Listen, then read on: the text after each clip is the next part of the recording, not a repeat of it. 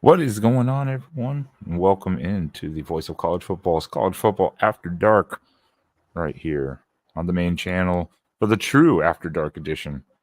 Because some of us got screwed and now have to work night shifts a little bit. So, hence the late start. But I made it home 30 minutes before showtime. So, here we are. So, one by one, once again, as we're here to discuss this topic, go ahead, starting with Jackson, one by one. Where can people find you online? Who are you? And if they want to stalk you? Well, they can find me on YouTube at Jackson Johnson 979 and on Twitter at Jackson 0996 0335 and on Instagram and Threads at Jackson Johnson 543 908. And they can also find my latest episode of the Jacksonian with the host of Locked On Yukon, Mark Zanetto, where we talked a little bit about whether UConn can repeat as national champions this year's edition of March Madness and what's going to happen with them in this next session of conference realignment. What's going to happen to the other sports that aren't football? We'll be discussing a lot of that. We discussed a lot of it for sure. But let me tell you, it was a wild ride. All right. Oh, he left. Spaz, where can everybody stalk you online? They can stalk me down there at Sean _Spazdrag on Twitter. Yeah, due to some cotton issues, Rocky has left, so he's been replaced. What happened to him? Did somebody club him over the head or something? Good grief. Yeah. Yeah. Several people did. Wow. He made a stupid comment and somebody didn't like it. Some people didn't like it. Wow. Well, Bam, where can everybody stalk you online? Well, same place, right here every Sunday night or when we schedule it. And you can also find me with Spaz every Tuesday or Wednesday for the Oregon show, right here on the Voice of College Football Oregon channel, where this Tuesday we will have the Oregon quarterback legend Akili Smith himself on the Oregon show, as well as the special Wednesday edition. Thank you, Spaz, for hooking us up with the Savage family to talk about Kobe Savage's transfer from Kansas State. That should be a lot of fun. And then you can find me, right here on Exploring with Ben and Sam on YouTube and all the other socials that I don't use. So yeah, definitely find me all those places. But gentlemen, I don't want to waste time. It's late, and we got people in here who want to talk about it. So why don't we get right into the topic? Let's not even waste time, because tonight we are here to talk the 2024 Big Ten schedule. And it's funny, fitting tonight. It's kind of weird. Right now, you have two of the newcomers for the Big Ten and an SEC guy to discuss the Big Ten schedule. Yeah, we got no Ohio State, no Michigan, none of these guys, no USC representation. Tim has decided to leave us again. So, I mean, what's going on with these people? I mean, we're here. 90% of us are Big Ten alum over here, and nobody is here to talk on our panel. What is going on? They're afraid of the big quack. That's what it is. They're afraid of the quack attack that's coming to take over the Big Ten. Tell them, Ben. That's why you're here. I let you do the talking. That's why you're basically the. I'm the moderator. You're like the popular one because you run your mouth too much. Hence, Rocky is dead on Twitter. Yep, I killed Rocky. Yep, sure did. We're not going to be talking about the NFL version of Akili Smith. We're just talking the college version. You calm down. Calm down over there, Brad. We won't bring Yeah, up. we We did won't bring up control. those years. We did control the Pac-12, Dave. For a while there. Beaver, you Beaver lover. Especially during the Chip Kelly era. Oh yeah. After that, it's still kind of, and even during Chip, it's still kind of fluctuated a little bit here and there. But it was, yeah, there was a good solid little time frame there. All right. Well, let's get Hey, right little into Beaver, you're in another conference. There he goes. There he goes. Well, we haven't done the Mountain West preview yet. But we will eventually. I guess we should. I mean, at this point, I guess we probably should. Why not? Mountain West could be fun. Yeah, it could be. Yeah. It generally always is. You never know what's going to happen. You have your 2 or 3 suspects, but that's a good question too. Yeah, we'll have to look into doing. No John, no Mike, no Sean, nobody. What are you guys afraid? You don't want to challenge us now? I don't They're think all it's that. I scared. think it's because we've sprung forward, because of a daylight savings time. Yeah, that's a good one, Purple. Yeah, because that's going to be different going back and forth, back and forth. Well, some of the trips could be interesting. and that's why we're going to talk about it. So let's dive right into it, regardless of who's here, because guess what? Not every team has the same schedule. That's always the fun part, especially then coming for us. It's a whole new landscape. It's brand new. It's it's like, yeah, okay, it's reality. Here we go. And this is the best I could really find. Now, this doesn't have non-con games listed, unfortunately. So I don't know the non-con, but we do have each individual team available to pull up one by one. So white is at home for these teams. Gray is away. You want to start right into it? Look at Illinois really quickly? Absolutely. sure. Let's do it. Why not? Why not? Whoa. No. Go away. I'll have to be honest with you, gents. That Illinois-Kansas game looks like it's going to be a Friday night game on Fox Sports 1. Probably. Well, because I know that this week. Hey, what's up? Speaking of Illinois, we got Illini cast host and co-host of the Big Ten show, Sonny Verma. How you doing tonight, man? Well, we're starting off strong with the Illinois schedule. So perfect timing right there. Here we go. Well, and we see Yeah, Illinois got. The Kansas one could be interesting. That one should be an interesting game. Oh my God, that's gonna be fun! I'm loving that game. That looks like it's gonna be a very underrated game in all of college football. They do have some back-to-back road games in Nebraska and Penn State. I mean, which is not terrible, but not going to be easy for Illinois. Then you have Purdue. This is their killer right here. Is 3 Michigan and then at Oregon, back-to-back weeks. That's not going to be fun. They might win 5 games. Oh, they're gonna win by more. They're gonna win more than 5 games. Really?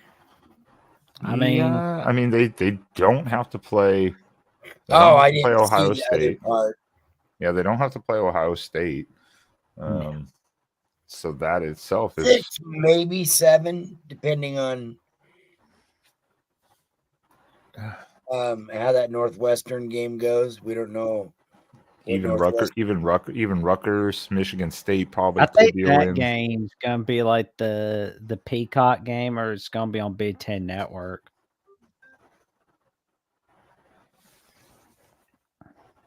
Yeah, I mean they've got some winnable games. Purdue, you don't know what Purdue will be this year still again.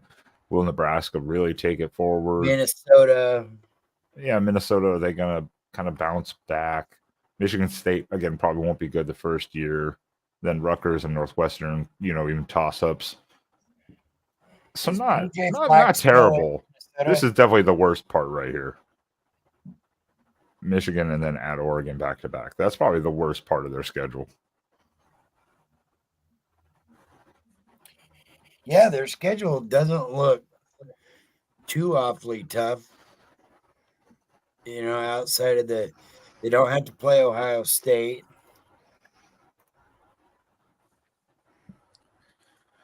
I mean, yeah. 6 wins, maybe 7. They might get bowl eligible next year.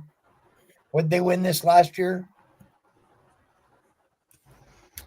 Illinois didn't go to a bowl game. Yeah, it was in like they didn't go 2023. bowling this last year. Yeah. So yeah, I could see them. Who do they have? Who do they have offensively? Do they got any big weapons?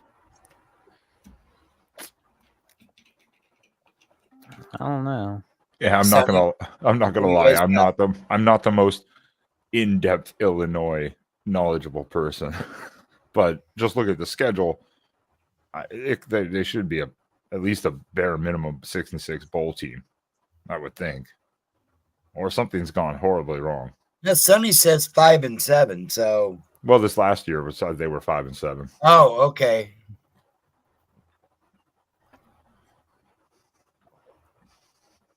I don't know what I think they can make a bowl game. All it takes is that one win, that one game that they shouldn't win, that they somehow win. It's gonna come. I'm gonna give Illinois about 6 wins.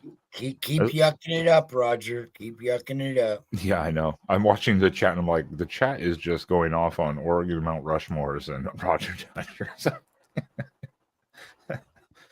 Roger, I think the cemetery's moved to LA. After the State of the Union address, it did. Yeah. Lincoln Riley's dead, so I won't even go into that. I was like, he's still in some battle. That was so funny because even Lincoln Riley had to have a press conference and like, I'm very much alive. Don't worry, everyone. Oh man. Oh God. I'm wondering what Indiana's schedule is looking like in the first year. Kurt Signetti.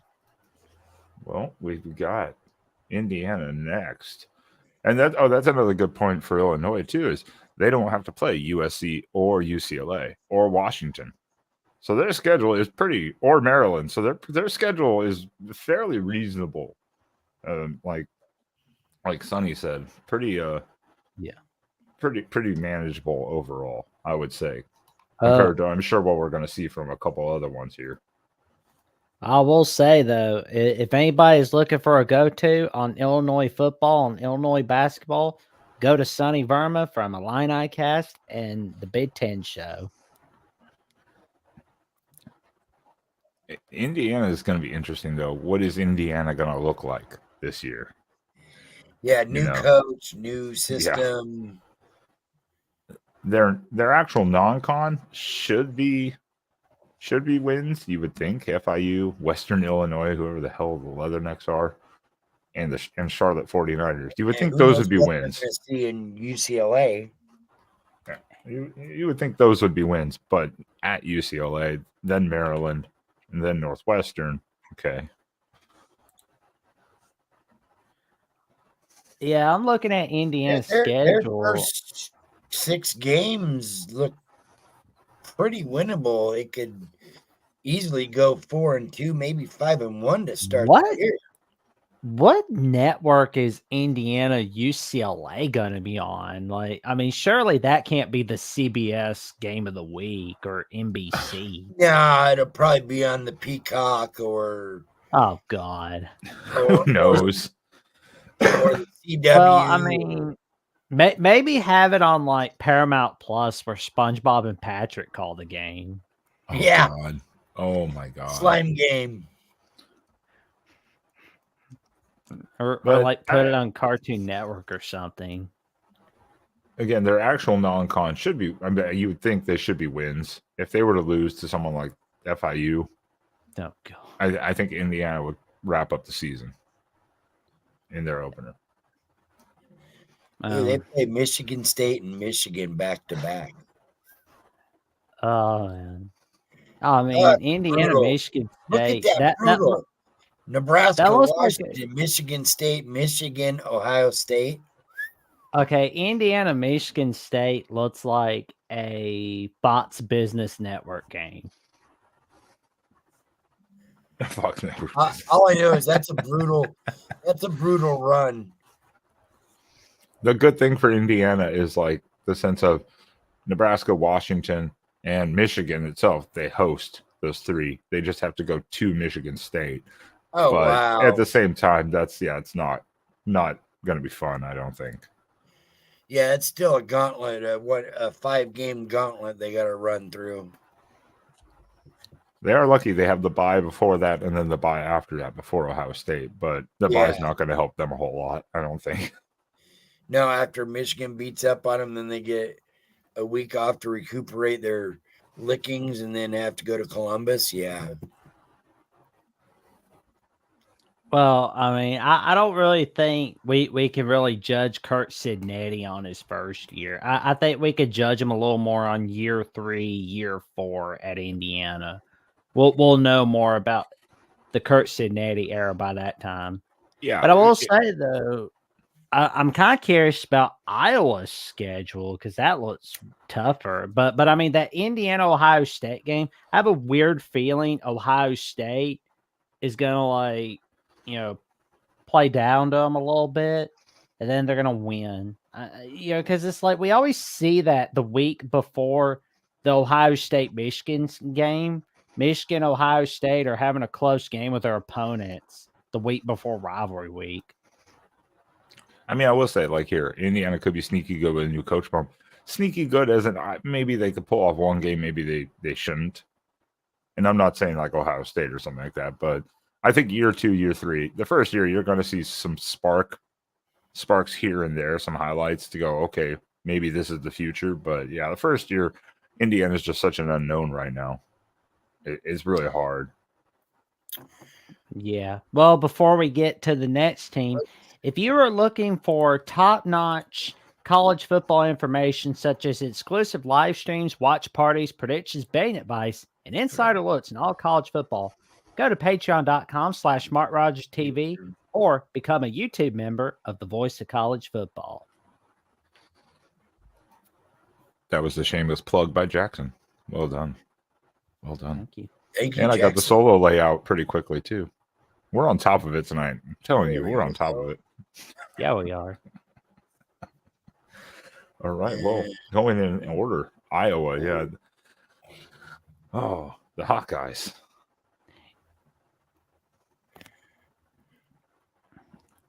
Oh, the poor Redbirds.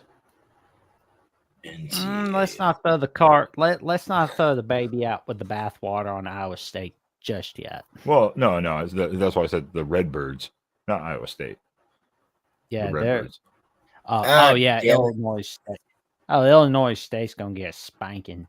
No, I didn't. Yeah, I was gonna bring out that belt against them. Iowa will win 9-7. Oh God. Yeah. If that happens, I swear to God, everyone's gonna lose their shit. I swear. But I got my eyes on the revenge game on September Oh, 21st against Minnesota. That's gonna be a good one. The coaching staff, don't wave your arm. Do not wave your arm. What is this? That's what I've been asking Troy. Is that a thing? I think it's a Southern thing. It's just a saying I've heard a few years ago.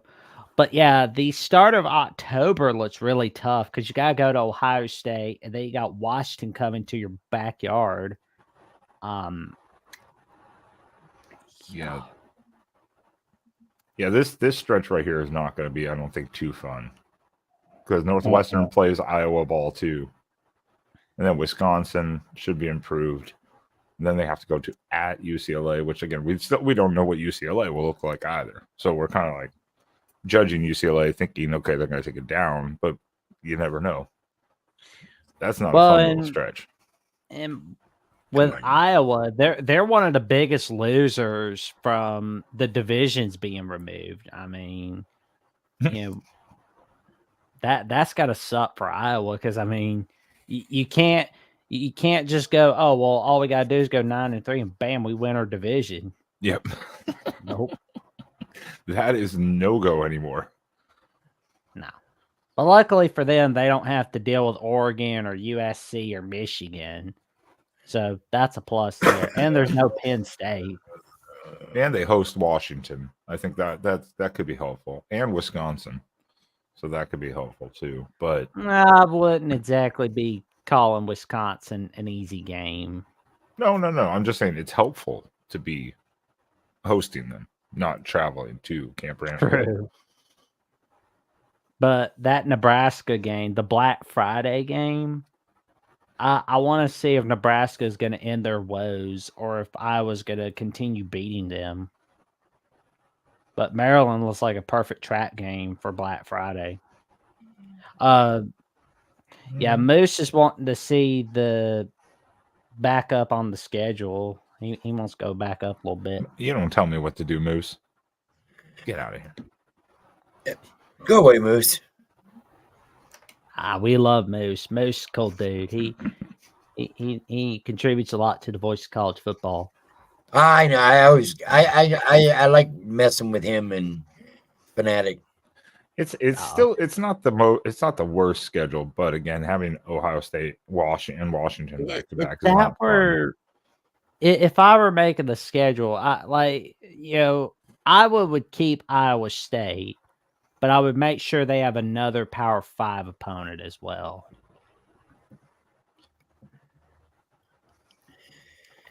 I mean, what Iowa's offense look like this year? It's like that's the question mark. That's the question. Yep. The defense you assume will be pretty good as usual, but what will the offense do? Yeah. The Rod Favre asked, when's the last time Iowa played a Power 5 OOC team not named Iowa State? That was Pittsburgh in 2015. There you go, wrestling. I didn't. Was it 2015? Yep. That's why I couldn't even think of it. It's been quite a while. Yeah, they played them in 2014 and 2015. Okay. I was about to say, I was like, I couldn't even think of it. Not exactly, again, the most knowledgeable Iowa person in the sense of their previous schedule, but yeah, it's been a while. Wow. I like how it's in alphabetical order. That's kind of nice. What do we have for the Terps? What do you see for the Terps? Because they look good in the bowl game. I will say that now. Against it was Auburn. It was Auburn, but they look pretty good. Well, I mean, they always look good in the bowl game, as Austin always. He warned me about how good they are in bowl games. But the thing is about them is they always have a strong first half of the season, but then they quit and blow. They forget how to play football in the second half of the season. Case in point, that loss to Ohio State, they quit and blew up. I mean, yeah, they beat Nebraska, and Rutgers, that was it. And yeah, they won the bowl game, but they always bring their A game against the Ohio State Michigans of the world, but they don't bring their A game against the Northwesterns, the Illinois of the world. And, we see an easy stretch. We see UConn, we see Michigan State, Virginia, and Indiana, they got to go on the road for them. Villanova looks tough. Oh, wait, that's not a basketball game. That's a football game. Yeah. I was like, yeah, no, I don't have to worry about that. The first part of the stretch. What? The first stretch, the hardest game is at Virginia. Probably. What the hell are people doing? Spaz, stop playing around over there. Well, I was trying to look up. I was trying to look up like Big Ten rosters at this point. Just so I can like go through some of the teams, like offensive or defensive wise and whatnot. Yeah, it didn't work. The But hardest yeah. one. The hardest Gone. one out of the beginning, I think, is at Virginia, because Virginia's kind of a question mark still too. So you never know what you're going to get there. But the first section of their schedule, not bad. I'd say for Maryland, that's not too bad. Yeah, UConn, Villanova. Wow, I didn't even know Villanova had a football team. I didn't either. I was didn't- like, what? I didn't either. Actually, When I did not saw know. that, I was like, are we on basketball or football schedule here? Oh, we're on football. Well, yeah, I US see UConn and Villanova, and I'm like, what? Yeah. USC, that's gonna be a tough one. Oregon's gonna be a tough one, obviously. Yes, But you know one thing I've noticed from this schedule, gents? There's no Ohio State and there's no Michigan. Wow. yeah, that's true. Yeah, you're right. And they missed Washington and UCLA. So they So only have to play us in USC and then Penn State, and the rest are scrub games. Northwestern, Minnesota, Rutgers. Yeah, who knows? Now, All right. Iowa. now, Spaz, Northwestern is not a scrub game anymore. Like, especially with what David Braun did, look out. Them Northwestern Wildcats may be a force to come in the Big Ten, in my opinion. that's true. Go ahead. No, I say that's You- true. They you may are right, they may Austin. be we They- don't they- know. We'll see what year 2 brings with them. But they definitely They could did be. surprise a lot of people last year. Nobody thought they were going to do anything. And yeah, would they win 8 games last year? Mm-hmm. Yeah, and they beat Utah. I mean, which none of us, I don't think any of us thought Northwestern was going to do. Oh, nobody did. No. Nobody really had Northwestern having an impressive year. I mean, the most telling sign that a lot of us should have seen was that victory in overtime over Minnesota. Yeah, that's just one of those too. And when me and Jackson did our preseason prediction, I had them at 4 wins. I was being very nice to them, but Jackson was only giving them 2 wins. I know this is Maryland, but like Jackson's like, I don't see how you can find 4 wins, Austin. But I did, and they found more than 4. Oh yeah, we were like, Yeah, I think we only picked them for like 4 last year as well. yeah, oh, yeah, oh, we were not too positive on Northwestern, but I don't think I was too positive on Maryland either. And they are lucky here too. I mean, they have a bye, then Northwestern, USC, Minnesota, then a bye before having to go to Oregon. Yeah. So I don't know if that's going to help them a whole lot or what, obviously, but their buys are not in bad places. Kind of breaks up the season kind of nicely for them. Yeah. Oh, go ahead. Oh, I was just going to say one thing I'm really interested about in Maryland is that if they get off to another hot start, are they going to finish strong down the stretch and not fall apart again? Because it always seems like they start off 4-5-0 and then they fall apart. And then it's like, oh my gosh, is Maryland, are they actually good? This schedule seems to dictate that no, they will do that. They'll start off nice and strong right here. They'll beat Northwestern, and then they'll start to slowly fall apart in the final stretch by this schedule, just looking at it.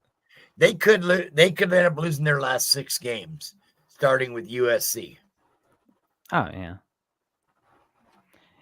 yeah. They can. You're gonna go play what you're at Penn State, you're at Oregon, you're at Minnesota. Your home games are USC, Rutgers, and Oregon and Iowa. I mean, that's where they're going to hit the beef of their schedule. They could lose their final 6 games of the year. Yeah, and that's what's concerning if you're a Maryland fan, because you look at it and say the back half of that schedule, you're like, oh, if we're not bowl eligible by then, we might be doomed. We might be missing a bowl. I don't think that's going to happen, but that could very well happen. If they're not bowl eligible by then, they could go 5-7, do what Nebraska did last year. Well, 1, 2. Yeah, if they're 3, not bowl 4, eligible by the time they're finished with Northwestern, if they're not at least bowl eligible, they could be doomed. They could still get it maybe with Rutgers or something, but I even Iowa, I would maybe say could be a lot. It's going to be not like an easy game. So yeah, they might be. You don't know what Iowa's offense is going to do. That's the defense. Their defense. Their defense is going to. Yeah, we know their defense is going to be good enough to hold them in. So even then, you might be. We don't know what Maryland's offense is this year now, neither, because Tagovailoa left. Yeah, but their other quarterback looked pretty good against, I know, Auburn, but he looked pretty good. Well, yeah, so did USC's quarterback in a bowl game. Okay, no picking on Austin. Way to ruin my bowl picks, Austin. Way to ruin my bowl picks. Hey, it's okay. We went to the ACC championship game. I'm happy with that.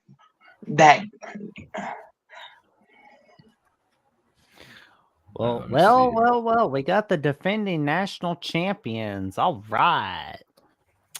With, of course, a coaching change and some staff changes. All right. Don't sleep immediately on Fresno State. Oh, yeah, just ask Purdue what happens when you sleep on Fresno State. Yeah. Yeah. Well, that Michigan-Texas game looks like it's going to be on big noon kickoff, honestly. And you know, Jackson, I'm glad you brought that up, because that makes that Fresno game even more interesting, because that could be a sleeper game for the fact of Michigan could play the look ahead to Texas, the classic look ahead game, and Fresno could be just the timeout. Do they really get 5 straight home games to open the season? Yes. What? No. Well, yeah. Yes, in that sense, they play those, but they host Texas, and USC. So it's still not an easy schedule. And then at the back end of that, they have to go to Washington. I just wonder if Michigan Fresno State's going to be on like either big noon kickoff or if it's going to be on CBS. No. Knowing the Big Ten, Jackson, they'll make that a Peacock exclusive game. Fresno against Michigan, the Peacock exclusive at noon. Exclusive. Or make Iowa Illinois State the Peacock exclusive game, and just have the Veggie Tales call that game. I just don't understand how you get 5 straight home games to start your season. Well, it just happens, I guess. I've never seen that. Well, it's happening. But again, in the midst of that, you have Texas, USC immediately, and then go to Washington. Oh, my God. The national title rematch at Husky Stadium. All right. Yeah, so still not the easy. And then even add Fresno in as a wild card looking at Texas, not the easiest schedule going forward to start off with. Yeah, but I don't see them having an issue with Fresno, especially in Ann Arbor. Well, or Arkansas State, of course. Yeah, the Texas game, that's going to be interesting. They might get walked on. Oh, yeah. Then I'm looking at Michigan State, and I don't know if a lot of people in the chat know this, but if Michigan beats Michigan State, it'll be the first time since 1948 that a first-year head coach at Michigan has led Michigan to a victory against Michigan State. Who was the head coach then? It was Benny Osterbein. Whoever the hell that is. Hey, Benny's are great people. We're great individuals. Here's the thing. I know it's a rivalry game, the blood pressure and everything's going to be turned up to the max. But Michigan State's got a lot of work to do if they want to even. I'm calling it now. I think Michigan might win this one going away too. I know it's too early to do that, but Michigan State, unless Jonathan Smith could do what he did at Oregon State, which I hope for their sake they can, but it's not looking good for the Spartans. 3 years. I still think it'll take 2 to 3 years. Oh yeah, and I mean it is a rivalry game, so to say. But Michigan State's been kind of down, and new coach, first-year head coach against first-year head coach. That'll be interesting. It will be interesting. Are they going to look ahead to Oregon? And maybe that game ends up being a little closer than you might think it will be. I don't think it's going to be uncomfortably close, but you know what I mean, like that kind of thing. That looks like that looks like it's going to be a great game. I mean, I think, yeah, because I mean, Michigan State's got Jonathan Smith as their new head coach, so I think we're going to wait and see what happens. But looking back at the first-year head coaches that didn't beat Michigan State in their first year. I mean, we all know about Harbaugh. Sorry, Michigan Nation. Brady Hoke, Lloyd Carr, Bo Schembechler, Gary Mueller. Man, the guy before Schembechler. Oh man, I remember his name. It's on the tip of my tongue. I'll remember him later on. We don't need the SpongeBob narrator coming in right now. Yeah, it'll take a couple of years, but they may look ahead. Like I said, it may just end up being a little closer than it should be, just because they're looking at Oregon. What was that? Anybody know who Michigan's starting QB is this year? I want to see if Alex Orji will be the first-year QB. We just all want to hear Orji in the end zone. Yes, or hear like Gus Johnson or Brad Nessler just go, Michigan goes for a 5-yard orgy. Oh my! Now, this is kind of interesting to segue. So, Oregon is sandwiched in between Michigan State and Indiana, two incredibly bad teams, right? Well, let's say Michigan beats Oregon. No offense, guys up top. But what are the chances they would play down to Indiana the next week in Bloomington with Kurt Sinetti and company? That's a good point. Good point. I mean, that could happen. But I'm wondering about like the Michigan Northwestern game. Are we going to see like a slow start and then like a great end like we did against Maryland last year and against Illinois in 2022? Yeah. And then, of course, finishing off with at Ohio State, which, of course, Ohio State is obviously out for revenge now, clearly. Can Michigan get back to the playoffs is the question. Well, with the 12 team, yeah, I mean, it's more likely, but I think these first few weeks here between Texas, USC, and Washington will kind of give you a good feeling, a little bit more of where they really stand.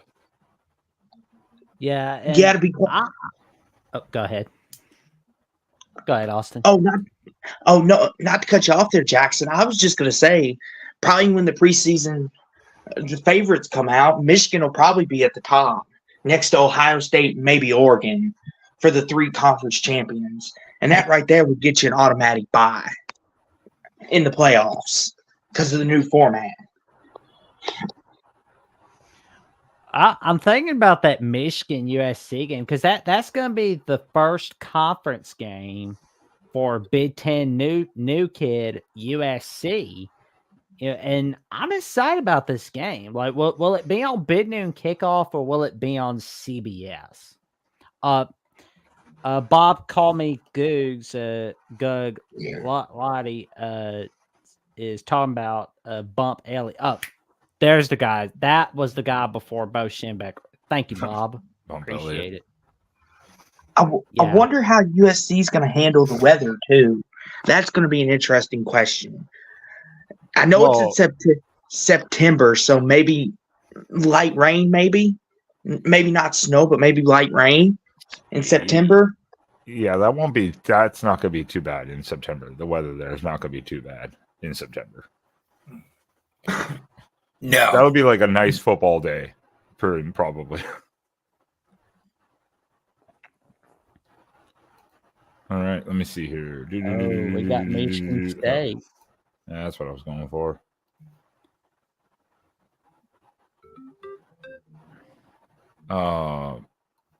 Watch out for the Atlantic Owls. Oh, they got some winnable. This. I'm just looking at their other weeks immediately before their bye week. That's brutal. That is brutal. Yeah,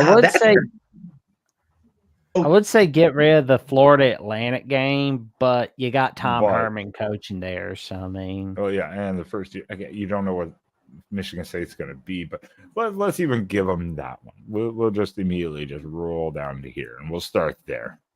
We'll just start there. I'm curious what Bill O'Brien's looking like with the new Boston College squad. What do you think about this, Austin? Boston College. I mean, this is going to be interesting because, Jeff Hafley's, he's gone now. It's Bill O'Brien. And Jackson, very well from him being the offensive coordinator at Alabama, how you all were ready to pack his bags and were ready to ship him off after that Tennessee game a couple years ago. You were ready to pack the bags and tell him, go. Honestly, I think he's a good head coach. I think he could keep Boston College relevant. I think they could win 7-8 games possibly with Bill O'Brien, just as long as he studies the ship, because someone's got to win 6 games in the ACC. They just got to. Now, do I think they could beat Michigan State? Absolutely. Especially in Chestnut Hill. Yeah. I think Michigan State's going to be in for a rough day there. I like the hire for Boston College. Well, we see Iowa and Michigan. Well, I mean that's going to be a tough stretch. I mean, September 28th to October 26th. That's going to get ugly real quick. I just have one question. What in the world did Michigan State do to the NCAA to deserve Ohio State, at Oregon, Iowa, and then at Michigan? Good grief. Yeah. Oh. Well, you could thank Mel for that. Well, the Big Ten made the schedule, so that's who you got to take it up with. Because it's like, if they don't beat Florida Atlantic and Pacific, and maybe don't spring an upset on Maryland or Boston College, they're going to go a while probably without a win until maybe Indiana. Because Iowa, as much as we like to make fun of their offense, like, haha, Iowa can't score, their defense is impeccable under Kurt Ferentz. It always has been. And unless Michigan State has a refined offense that we just haven't seen yet or don't know about, that Jonathan Smith's going to bring in, Iowa's going to have a field day with that offense, in my opinion. Yeah, I can see that. I mean, well, we see the rest of the schedule. I mean, those games look like Peacock Paramount Plus games. Okay, at least after the Indiana game, they give them a bye week. That's nice of you, Big Ten. And then they're like, how about you go at Illinois off the bye? And then you get Purdue and Rutgers in the season, Michigan State. There.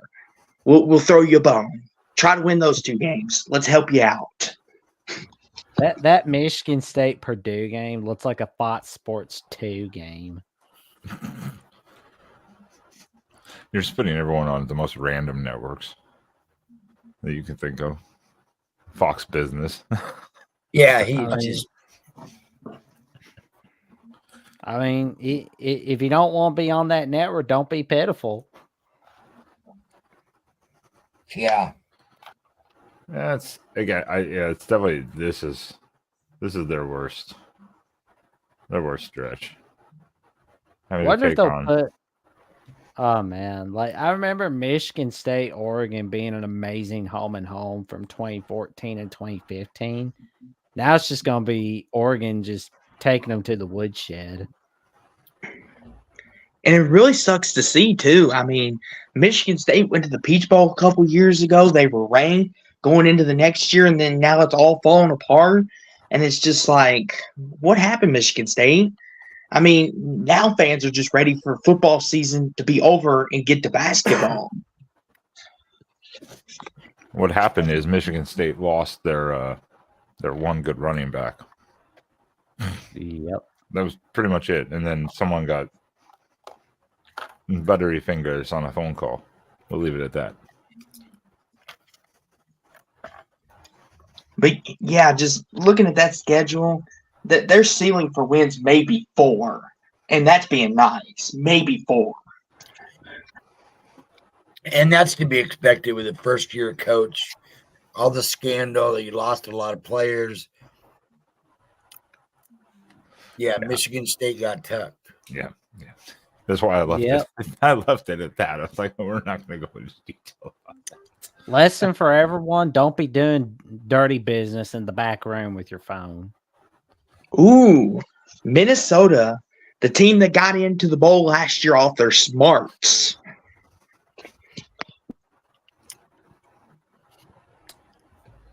We see Minnesota, North Carolina. That's going to be a great game on Thursday night. Yeah, especially now that North Carolina's without Drake May, kind of evens the playing field just a little bit. We're going to see what North Carolina's like. It's at home for the Golden Gophers. PJ Fleck normally does good in week 1 games. We'll see what Carolina's got cooking for them this year. I think this will be a fun way to open up the season. Good God, they get 5 of 6 at home to start their season. Must be nice. Yeah, but of those two, you have Iowa, Michigan, and USC. Then you've got to travel to UCLA. So you're going to find out a lot about either you're going to find out a lot about Minnesota in that first stretch, or you're going to find out a lot about the other teams. Just don't let the Iowa game go to your head like you did last year, Golden Gophers. Week 4 through 7 is brutal for them. That was scary. Yeah, at least that. Oh, go ahead, Jackson. Week 5 and 6 look brutal. Well, at least after. I was just going to say, at least after UCLA, they give them a bye week. At least they were nice. Like, here, Minnesota, since we done put you through the meat grinder, let's give you a bye week to rest. And then you get Maryland.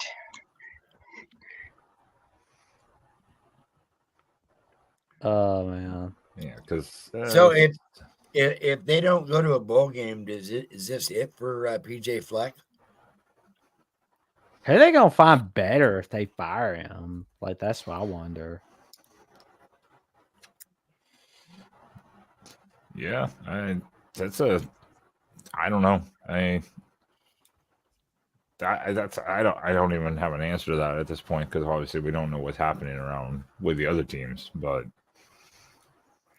yeah, because it looks like the winning streak against Wisconsin has ended. And I think Wisconsin's looking like they're back to business and dominating Minnesota. Good God. Then they finish off their season with Illinois, Rutgers, Penn State, and Wisconsin. That's just evil. Yeah, I'm not liking this schedule one bit. Good And to, God. and to answer your question, though, Spaz, I think PJ Fleck has earned a lot of equity with Minnesota, but that equity may be running out if they don't. I think him making a bowl game last year really saved him, I think, in my opinion. If they don't win at least 7-8 games this year, they may consider cutting ties with him if there's a better option out there. But who'd want to go to Minnesota? 2, Like, 3, Well, if they might find some up and coming coach, kind of like they did with PJ Fleck. True. There I are those, mean, but yeah, it just depends on. It depends on you. buyout. I don't know what Minnesota wants to pay if they have to buy him out. Yeah. Stuff like that. There's a lot that it will get into. Obviously, when the season cuts in and see how they're doing. They might only win 4 or 5 games this year with this schedule. Mm-hmm. Well, I will say before you go, Jackson, I would like to add the only game that I feel confident in picking Minnesota in right now is maybe picking them to go to Illinois and winning, because Illinois with Luke Altmaier in that offense, they were kind of touch and go. I kind of feel like maybe that's a game Minnesota could win, especially Brett Bielema. If he doesn't have his team ready to go, that could be a game Minnesota could win. Go to Illinois and sneak out a victory. For sure. Well, I was going to say that there's one team I noticed that's not on the schedule for Minnesota, Nebraska. It feels weird not seeing Minnesota and Nebraska play one another. Yeah, it's a little Very- more. yeah, it's interesting. different. Maybe that works for Minnesota. Who knows? Not the terrible, but this part of the stretch right here for them could be. This will be very telling, and of course how they come up and start with North Carolina. This one should be a good game. I think this one could be definitely could be. Definitely one of the more intriguing non-con ones, especially week 1. Yeah. I mean, if you're looking to bet money line on this game, be careful with it. Be honest with you, I didn't even know Rhode Island had a football team. I thought they were just a basketball school until now. I think we're going to start seeing a lot of these weird ones where we're like, they have a football team? Yeah, Okay. like Villanova. I think I knew Rhode Island did, but you never hear about them. Let's put it that way. There we go. Nebraska. Here we go. Get out of my way, ads. Corn Chuckers. Well, UTEP, that should be a win. UTEP is a dumpster fire right now with a new coach. Oh yeah, my boy Primetime, Colorado. There we go. Now we're getting some more life into this schedule. Goodbye, Minnesota. Yeah. Nebraska. Well, jeez. That looks like it could be on Big Noon Kickoff again. Nebraska, Colorado. Sure will eat Nebraska alive. I don't see if it's going to be on CBS. That'd be awesome. Let's see that. Was it? I can't help but feel like we're going to see a pretty good jump from Matt Rule and the Nebraska Cornhuskers in year 2 of the Matt Rule era. But year 3 is where we're going to see the big jump. So I would like to say, UCLA. I would like to say, we've done a couple of these schedules now where they've looked pretty brutal. They're giving Nebraska kind of a cushy little start to the season. Like they're like, here, Nebraska, if you can't win 6 of these games, we don't know what we could do to help you. Like these are all winnable games to start the year. Not Colorado.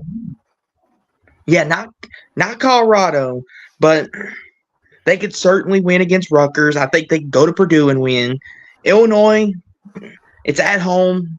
I think Nebraska can get that one done. Of course, they're going to beat UTEP in Northern Iowa. I mean, if you can't beat UTEP for crying out loud, that I don't know what to tell you.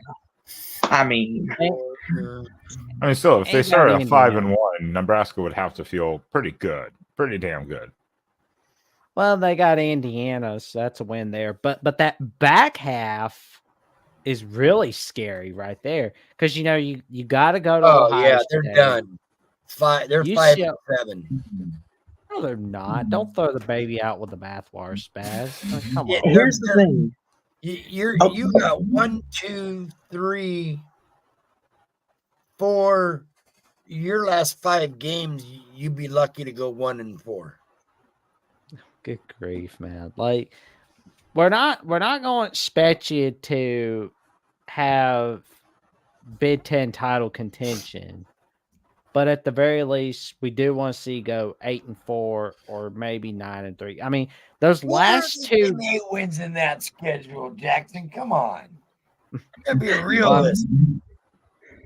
I mean, that UCLA game was really good, but Yeah. the last 2 games of the regular season, Wisconsin and Iowa. Now, those are the 2 games that, yep, you got me there. Oh man, those last 2 games, the last 2 games of the regular season for Nebraska. Now, Nebraska has not beaten Wisconsin since 2012 in the regular season. There's not been a single win since then. Question is 2024 the year where Nebraska ends the losing streak against Wisconsin? Yeah, this is almost like the reverse of the Maryland schedule if you think about it. Like Nebraska, if they start 5-1, and they almost need to start 5-1 to ensure they make a bowl, because as you said, Spaz, if you look at the back half, there's a lot of rough games in there. Now, could they pull off an upset? Sure. It's college football. Anything can happen. Who knows? Wisconsin could have a bad day. They could go up to Southern Cal and beat USC by some miracle. Who knows? Yeah, I know that's not happening. That's why I said by some miracle.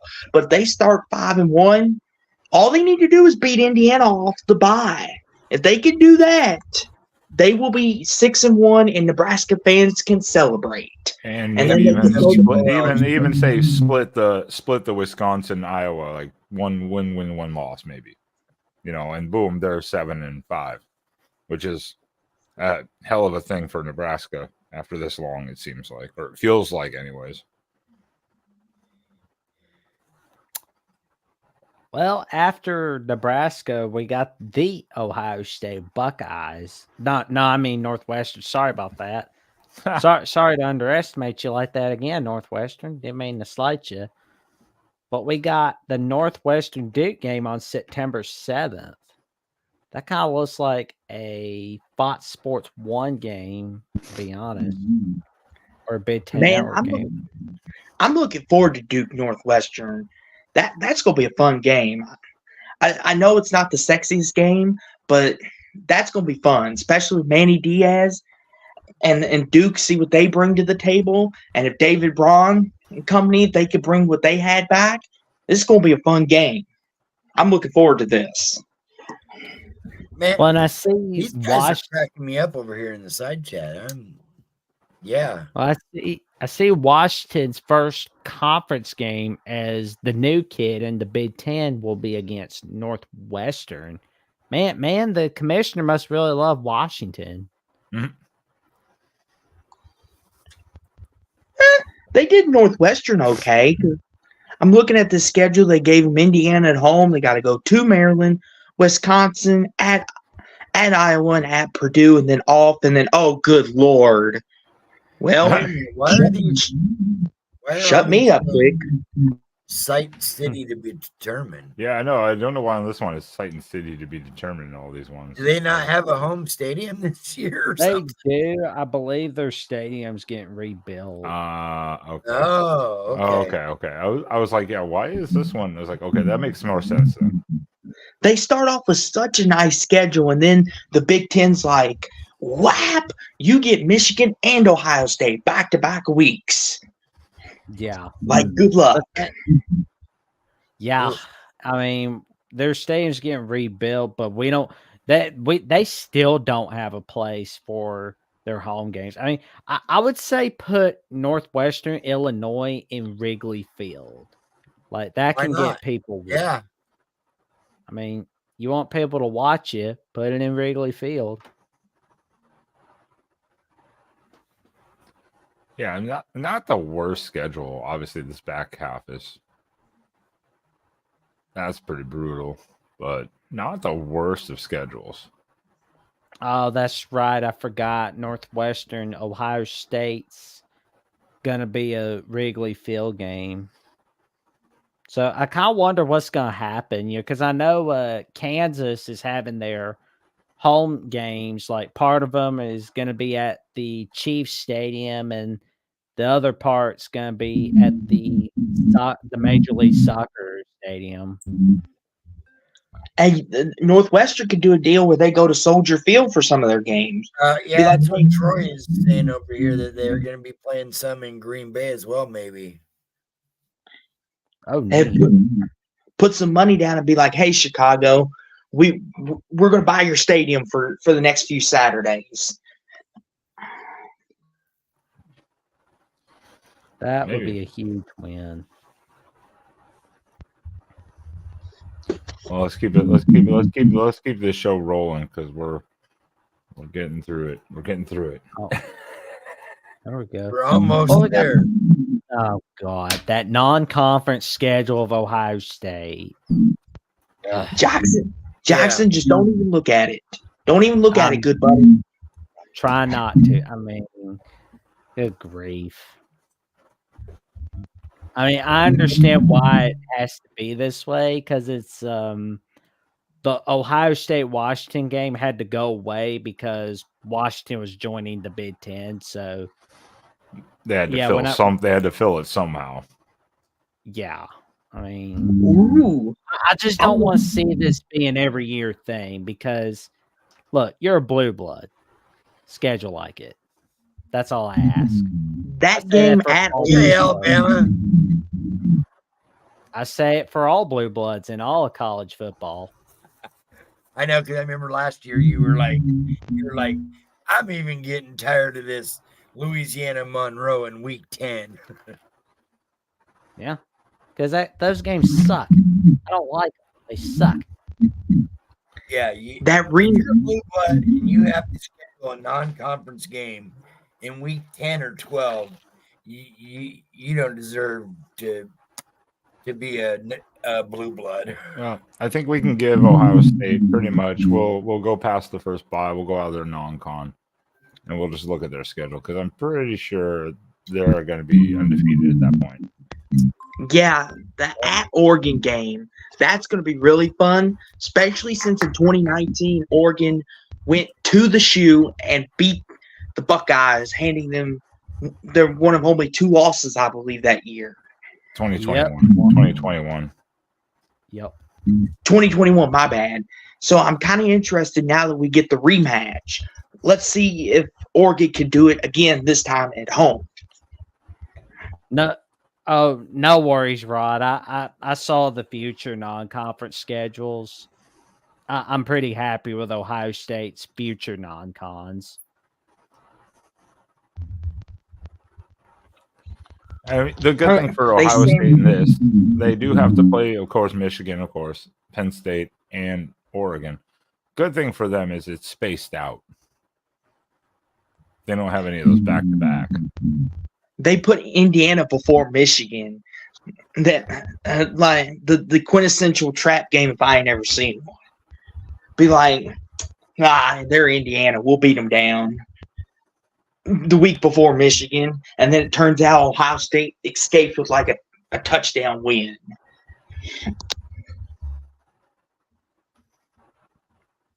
Yeah, again, at least they get them spaced out, so that's helpful for them. And their buys are pretty spaced out. They have the back end that's a little longer, but they have a decent even bye week too. So not the worst of schedules. Mm-hmm. Yeah, at Penn State, I wonder if that's going to be their whiteout game this year. If that's going to be on NBC, possibly a night game whiteout for Penn State. Or maybe Todd Blackledge. Oh, yeah, Todd Blackledge at NBC. But I wonder if Gary Danielson and Brad Nessler will show up at 2:30. That'll be the question there.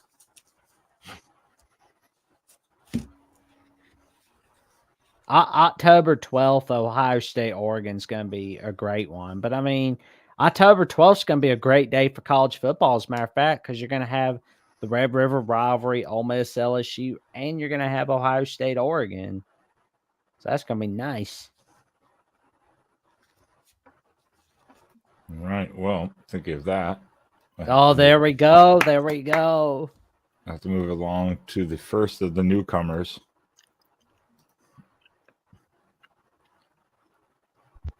Which, Idaho, I'm just going to ignore Idaho.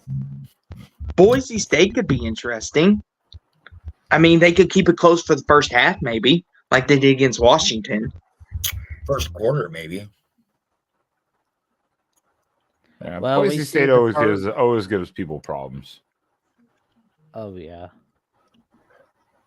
Well, I mean, the Civil War is back for another few years. Yep. At least because otherwise we had the return game for Texas Tech, but Texas Tech worked out the deal to help get the Beavers on the schedule. So appreciate that for Texas Tech because that was a fun game and looking forward to getting them in 2025 in Eugene.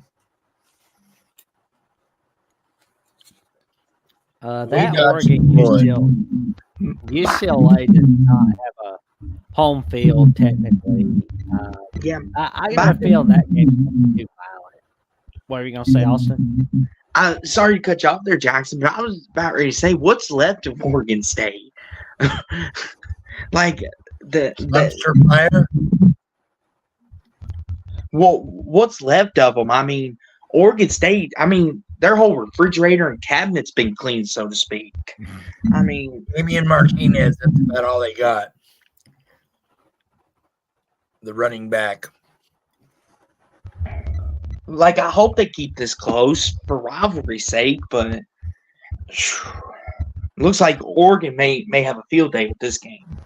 Then at UCLA, there's probably gonna be a lot of Ducks fans there for that. Probably gonna be a sea of green. Yeah. Yeah, we travel pretty well to Southern California. Then the return of Jonathan Smith from Michigan State. Again, we're not expecting much from Michigan State. So really it's the Ohio State game is where it starts. We had two games, Ohio State and Michigan. And there's Wisconsin. And Wisconsin. Yeah. And Wisconsin's a Washington. toss-up because it's there. It's Camp Randall, mid-November, right before Thanksgiving. Yeah, it's who knows what could happen. Now, so far, Washington has been kryptonite in the Dan Lanning era for Oregon. Kalen DeBoer's they- gone. He's in Alabama now, so that kryptonite's gone. And so are like the three receivers. And the quarterback. Yeah. That made that And the kryptonite. running back. Yeah, it's like There ain't And much I- left in Washington. and all due respect to I admire Jed Fish. I think he'll be fine. The first year is going to be a little weird. It's going to be rough, I think. So could we see a TCU kind of year for Washington, where they have the high of going to the Natty, and then Yep. kind of either missing a bowl or maybe still making that bowl, kind of that kind of year.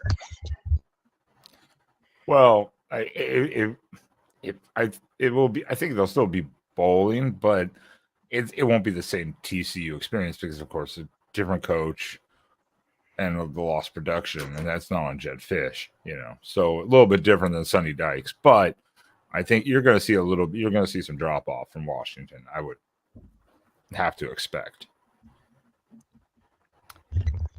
Oregon goes to Camp Randall. That'll be interesting. They're going to do the jump around. Oh, yeah. That's going to be scary right there. I'd hate to be on Wisconsin's bad side. Mm-hmm. Well, Wisconsin doesn't like us much, or at least the fan base, because last few times Wisconsin has played us, it hasn't ended in Wisconsin's favor.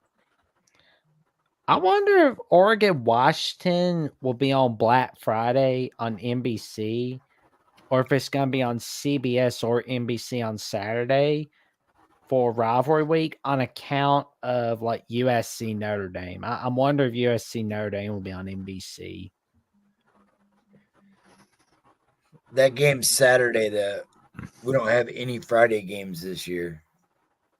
You probably will eventually. Because, I Yeah, mean, next couple of years, but not this year. Yeah. As long But, I as they mean, don't. Oh, go ahead, Jackson. but it wouldn't surprise me if we see 1 or 2 Friday games on this schedule this year for Oregon. Because, I mean, Fox did say they're going to have a Friday game for every week. So my question is to you, Ben, and you, Spaz. You know, every Big Ten team has a Peacock exclusive game. Which one do you think they'll give to Oregon? What's going to be your Peacock exclusive game? Just out of curiosity. Purdue. At Purdue, yeah, maybe. Purdue. Yeah, I was going to say either Purdue or maybe Michigan State. Be like, here, Michigan State. Nobody wants to watch you anyway. Go play on Peacock with Oregon. Being the first, well, yeah, it could be. I was going to say it is the Big Ten home opener for our move to the Big Ten. But yeah, I would say Purdue. Purdue or Illinois. But most likely Purdue. Because Purdue is in the Peacock area. I would still have to say this is not the most daunting of schedules. I think Spaz would agree with that. Obviously, we have at Michigan hosting Ohio State and at Wisconsin. Other than that, nothing on here really bothers me that much. Nope, Michigan, Ohio State, and Wisconsin are the 3 games. Yeah, this looks like a 11 and 1, 10 and 2. I'll be fine. Yeah, this looks like a 9-10 win season again for Dan Lanning. I mean, like you said, Ben, the schedule is really not like frightening.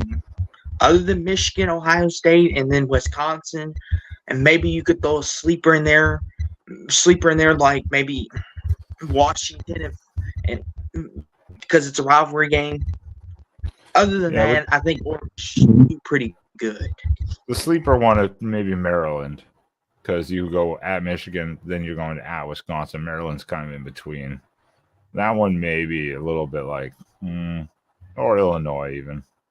But yeah, not the most daunting. Home games. We haven't lost a home game in 2 years, Ben. So I know, but not the most daunting of schedules. So I just can't believe Oregon Maryland's a conference game. I mean, if we had said it was going to be a conference game in 2009, people would have looked at us as if we were crazy. Yeah. I can't but onward playing Purdue. Onward to Penn State. Question is for Penn State. Are they one of the big winners with divisions being removed? Jackson, they're still going to find a way to lose their 2 biggest games of the year. Somehow, some way. But here's the thing, though. Oh, and they're in Morgantown? Ooh. Thing is about Penn State is they're in the Big Ten. If you make it to the Big Ten title game, you're a lot to make it to the playoffs. But if you finish in the top 4, you definitely should be in. So all Penn State really has to do is finish in the top 4.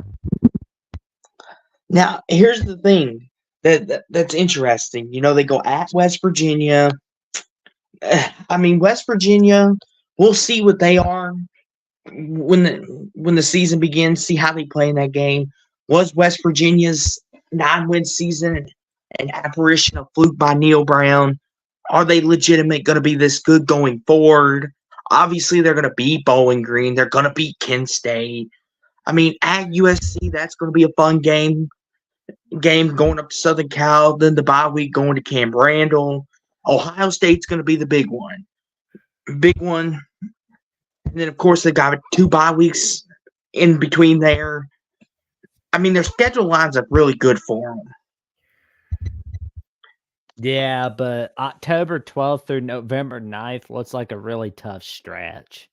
Because, I mean, you're going to USC, you're going to Camp Randall, you're trying to get that Ohio State monkey off your back, and you don't really have a moment to let down when you play Washington. But those last 3 weeks of the schedule are the easiest of the bunch. Let's look at the last 3 weeks, shall we? Jackson, I will say the one thing I can bring to confidence with this is Penn State.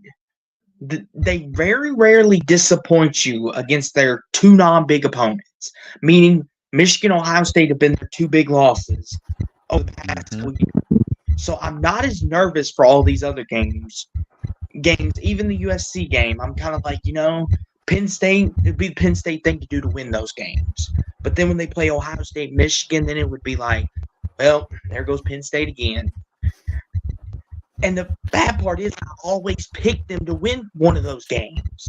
That's what's frustrating. I believe in Penn State, and then they let me down. Every time. That'll do it to you. I mean, you got to be careful with believing in Penn State. But, November, the last 3 weeks of the season look really easy.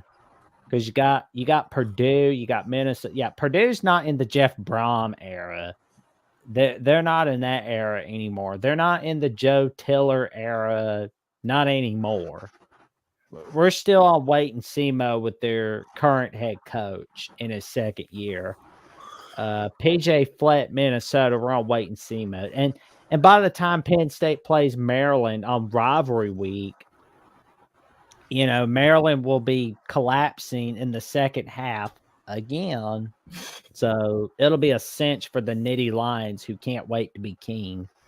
But I do notice that neither of the Michigan schools are in the 2024 schedule. What do you guys think about that?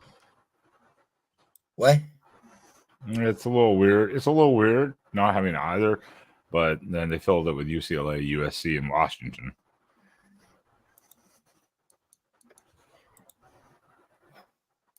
I think Penn State goes 9-3. That's interesting, Spaz. Who's your third loss, assuming you have them losing to Ohio State and Michigan? Who's your third loss? There's no Michigan on the schedule. There is no Michigan. I got the USC game because it's late in middle of the season. It's out at the Coliseum. That could be a loss. Ohio State could be a loss. Wisconsin could be too, depending, because it is Camp Randall, so you never know. Ohio, they could lose. They could lose 2 out of 3, maybe 3 in a row, right there in the end of October.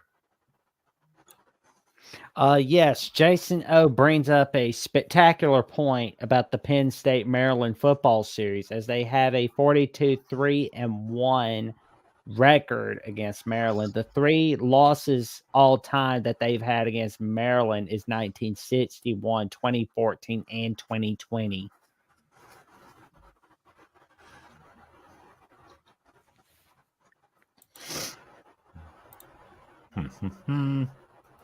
So not too bad for Penn State, though. I mean, minus there's a Did we couple skip stretches. Ohio State? No, we were on Ohio State. We were on Oregon. Yeah, We just haven't gotten to Purdue yet. Which we There's will right now. teams in this conference. There's 18 teams. Yeah, it's no longer the Big Ten. They need to change it. It hasn't been the Big Ten for a while. No. Oh my God! Okay, I like Indiana Purdue's State non-conference schedule. Sycamores. See, I like Purdue's non-conference schedule. This is what Blue Bloods and conference contenders should be more like. They should have non-conference schedule more like Purdue's. I like this non-conference schedule. Indiana State, Notre Dame, and Oregon State. Jackson, Purdue get killed those first 2 weeks. They're going to beat Indiana State more likely, but then they get Notre Dame and Oregon State. I mean, they'll beat Oregon State. That looks like a talk. It's at Oregon State. They're going to Beaver Stadium. I think this will be one of Oregon State's few wins this year, Spaz. Yeah, think- exactly. I think they'll beat Purdue. Then you have Nebraska at Wisconsin, at Illinois, and then hosting Oregon. Oh man, they're gonna be on. They're gonna be on Big Ten Network, Fox Sports 1. We know they're not going on CBS, NBC, or Fox. I mean, they're definitely on Big Ten Network a lot. They're gonna be on Fox Sports 1 or 2. Well, Um, Well, Jackson, they did go on NBC for Michigan last year. So don't yeah, put but down that's the- not anything. That's not really anything to brag about. I mean, that was when the Big Ten didn't have USC, UCLA, Washington, Oregon. Now that the Big Ten has those 4 new kids from the West Coast, they don't have to put Michigan, Purdue on NBC. I will say though, they've got Oregon,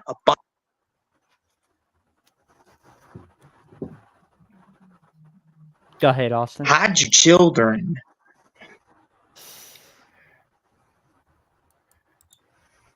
Mm. Yeah. You Yeah. broke up there for a minute, Austin. But I do like Purdue's non-con schedule. I mean, Yeah, that's pretty decent. I mean, I'd say that's at least respectable. I mean, obviously, you start out with I've got a State, lot. but Oh yeah, I mean, to end the season with 11 straight, tough games. I mean, I like that. I mean, more teams should do that. yeah, it's right here too. It's and it starts at Wisconsin, I think, for them. Then you have Oregon, at Ohio State, and Penn State. Yeah, Well, Purdue, Indiana. That looks like the Paramount Plus. Yeah, Michigan game. State and Indiana to end the season. So yeah, back-to-back road games too. So They're not putting it on CBS. That I can guarantee. Big Ten has a CBS network this year. Yes, the Big Ten since 2023 has a TV contract with Fox, CBS, and NBC. But starting in 2024, the Big Ten the CBS will only have the Big Ten. But in 2023, CBS shared the SEC and the Big Ten. Where's the SEC going this year then? It's going to be all on ESPN networks. You're going to see them on ESPN, ESPN2, ABC, and you're going to see them on like SEC network. You're not going to see SEC on CBS anymore. At least not for the next decade. I can't believe they did that. no more CBS song. Rutgers. The fighting Shianos. The Fighting Scarlets. Remember, it rhymes with piano. Shianos. Yes. I mean, so far okay. Washington, Virginia Tech. Virginia Tech's kind of on the upswing, so don't know. But Washington's their first test, probably.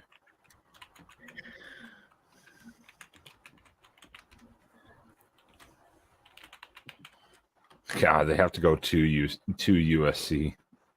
Oh God, UCLA and then USC back to back, but across Jesus, across the country. That's funny.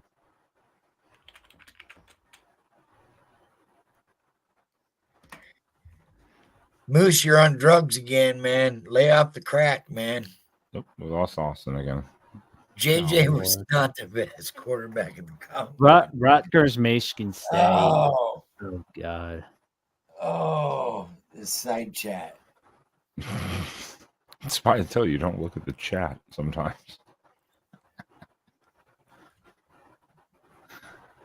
Rutgers does not have that bad of a JJ couldn't schedule. throw a deep ball to save his nutsack. Come Oh, on, geez. man. Okay, dude. Okay. Rutgers We're doesn't have looking the at- worst schedule in the world here. I mean, most of their a lot of the tough, as mine is at USC. Most of their tough games are at home, like Washington, Wisconsin. Oh man, Rutgers, Virginia Tech. That's the old Big East matchup. I remember that. Yeah, I mean, this is not that bad for Rutgers, anyways. Let's put it that way. They don't have Michigan. They don't have Ohio State. They don't have Oregon. Or Penn State.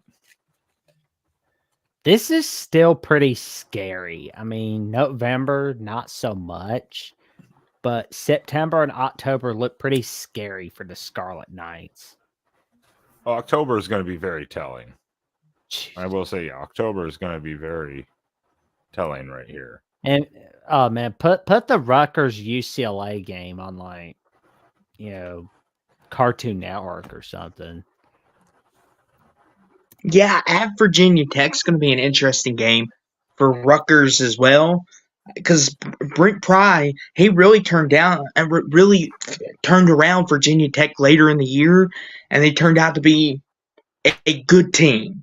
And if Kyle Drones is coming back, that's really going to be good for the Hokies as well, and should make for a fun game in Blacksburg when the Scarlet Knights and Virginia Tech meet up. Just don't put the game on Thursday night, because if you put it on Thursday, because if you put Rutgers Virginia Tech on Thursday night, that means it's going to be trouble for Rutgers. Well,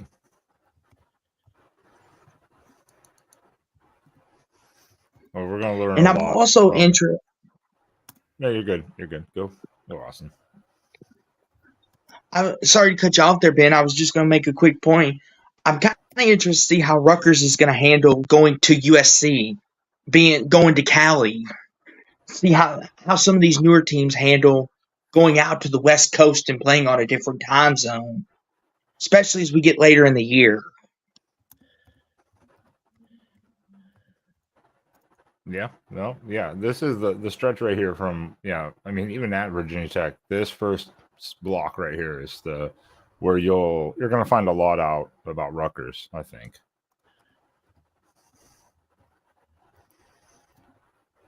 The back half, not terrible. I mean, they finish at Michigan State. That's not too terrible. Illinois at home is going to be fun. I think at Maryland could be tricky. Minnesota at home. Then they got a bye week before they play Minnesota. So it kind of all evens out. I say Rutgers should maybe still be a bowl team, but they won't sneak up on you this time. Well, there's no Penn State. So that's another big win there. Yeah, I mean they missed Michigan again, Ohio State, and Penn State. So and Oregon. So those are right there. Those are 4 teams they don't have to worry about. So that's good for them. And Iowa too. Yeah, they don't play Iowa. So that's good for Rutgers. I'm curious about UCLA. I mean, that's going to be scary for them. Lord. I feel like this list keeps going on and on and on. Well, I mean, the one positive about UCLA LSU, it's going to be one of the few times of the year where we see a Big Ten team on ABC or like ESPN for them. It's going to be that's like the only positive I can think of for UCLA, but that's really it. But I don't think I want to watch UCLA LSU because that game looks it looks like it's going to be violent. That is a game you do not want the kids watching. Yowzers, they're going at LSU, Death Valley, and if this is at night, Lord help their soul. They're going to need it. Going to Death Valley at night. Well, at LSU, hosting Oregon, and then at Penn State. That's a potentially a bloodbath of 3 weeks for UCLA. Just have like Big City Greens call the game, or have like Phineas and Ferb call it. That I mean, might as well make a crappy game fun. Yeah, they've still got Hawaii on that schedule. Realistically, could UCLA be under 500 before Rutgers? Oh Jesus! Possible. I mean, Hawaii, I'll give them the win. Hell, I'll give Indiana. I'll give them the win.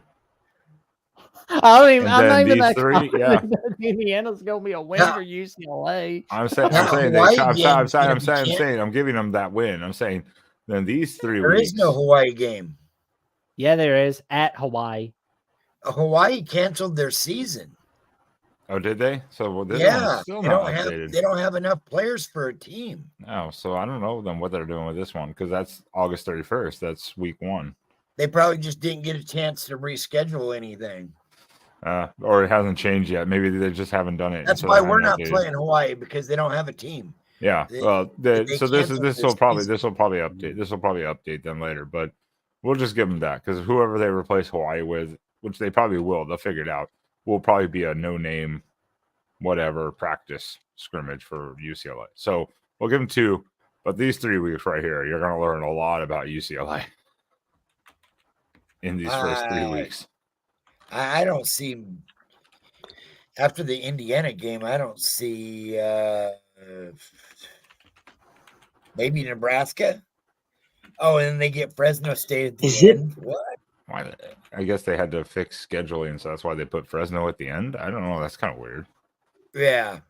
Is it possible that UCLA misses a bowl? Are we really? They'd be lucky to win Wow. 4 games. Maybe. They look like a 4-8 team. I mean, Yeah. good grief. Yeah. I was just gonna say 4 wins. Fresno State on rivalry week. I mean, that's not a cupcake game. No.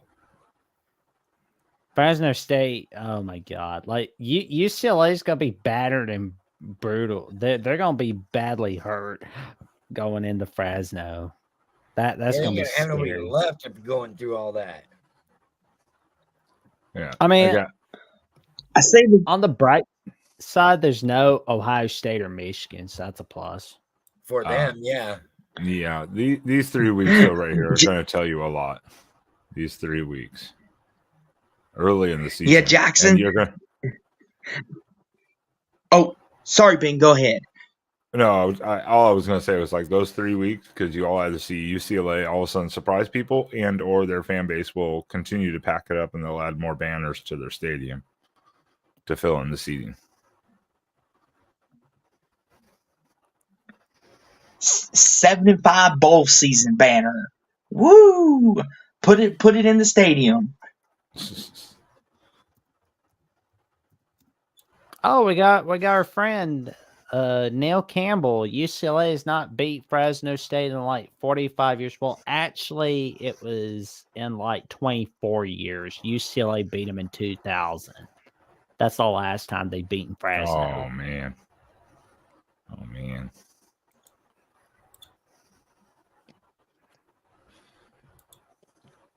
Yeah, it's not a pretty start to the season for UCLA though. Yeah, I feel But- bad for UCLA. I mean, they lose Chip Kelly. They're losing a lot of players to the draft. And now they get this schedule with a first-year head coach. I'm sorry, UCLA fans, but this might be a rough year for you guys. Well, I hope y'all can make a bowl. USC stole their DC, and then basically they promoted their running back coach because he was a player there, kind of as a sacrificial lamb. I just hope they give him more time than Mississippi State did their head coach the year after Mike Leach passed away. Hopefully, they give him at least 2 years to get this thing going.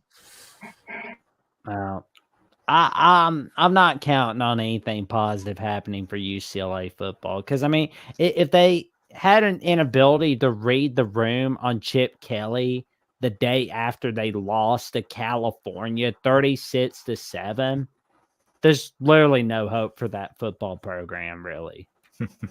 But I hope Deshaun Foster can do a terrific job over in LA. But he's gonna need a lot of luck, and he's gonna need a smudge kit. Like wash away, like get rid of all the bad spirits. Like that whole team needs all the bad spirits cleaned out during the week 2 bye week. Yeah. Otherwise, it's going to be a long season. All right, let's get on to the other newcomer. Oh, there we go. We're moving I love along. USC's schedule. I love it. I love it. I love it. I love it. That is what a blue blood schedule should look like. Starting off with LSU in Las Vegas. That's a great place to have that game. I mean, I like the home and home, but if you're going to do somewhere different. So do it in Las Vegas. Why not? Yeah. Plus, I I think mean, USC. they just. Oh, go ahead, Jackson. Oh, I was saying, I think USC can get the job done against LSU, but what were you going to say also? I was just going to say, they built a brand new stinking stadium called SoFi Stadium. Why don't they ask the Rams and Chargers to borrow it and be like, hey, we want to play LSU in this brand new stadium. Can we do that? It's probably because it was already scheduled with the Pac-12 where they were already doing it. The game in Allegiant Stadium for the Pac-12 title. So it was already contractually,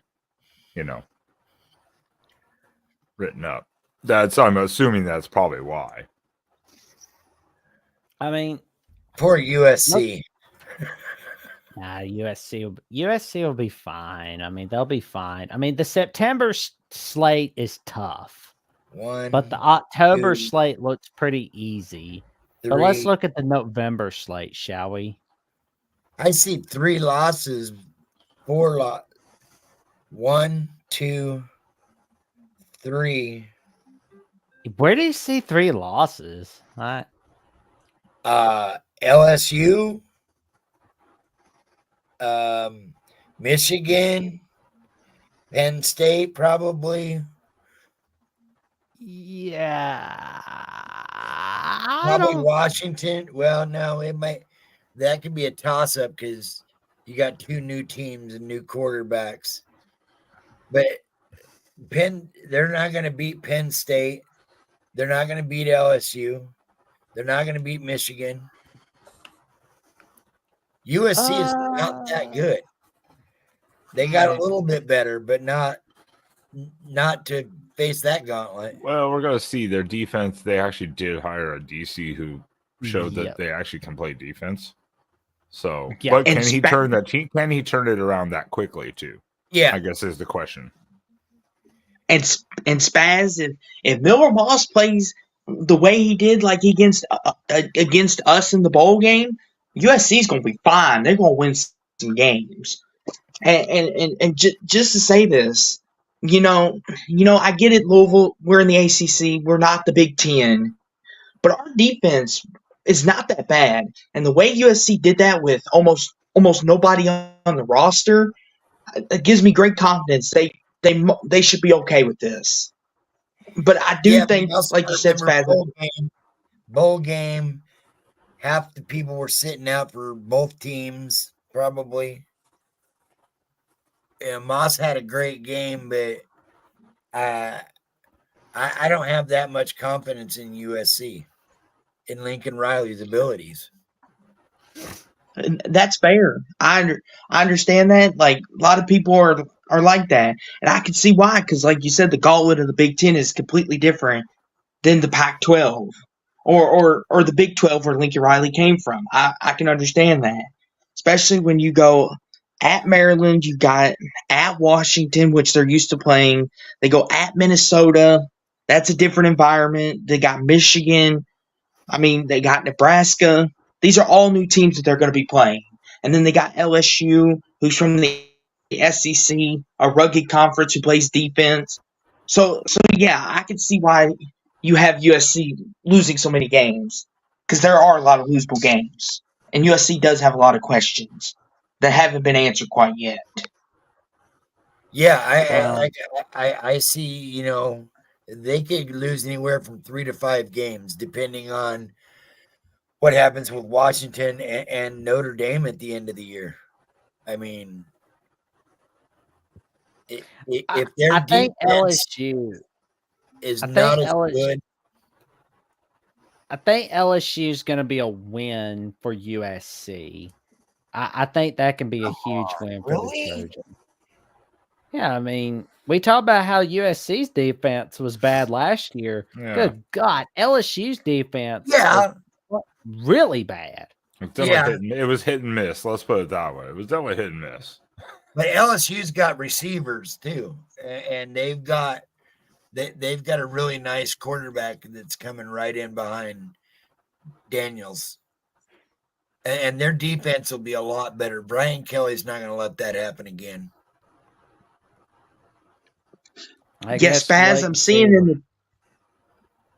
Oh, go ahead, Jackson.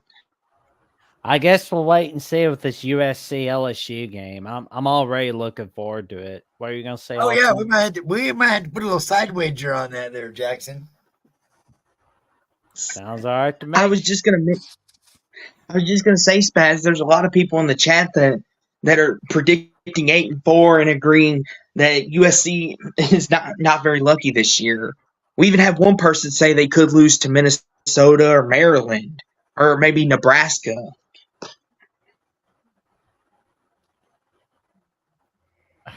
You never know. That's kind of the fun thing for us is the new landscape and different teams.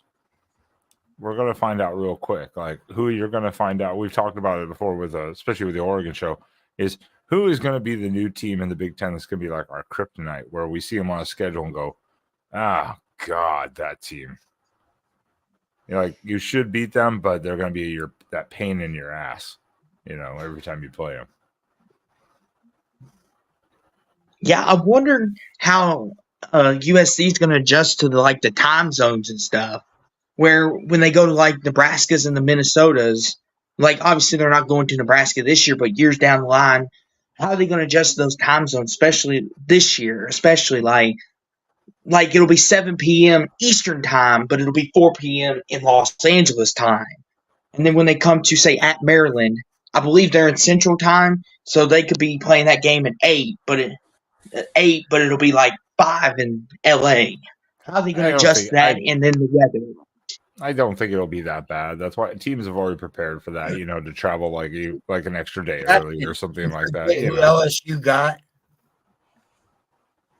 What'd you say? Coming into LSU? Oh yeah, I see in the chat. Number 1 QB in the nation.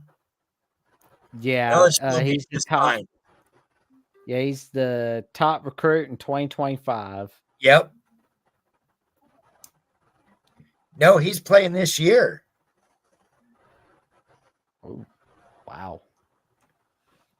He's in 24. He recommitted 24, I do believe.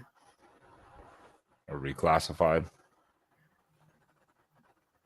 Yeah, I believe he's their starting quarterback this year.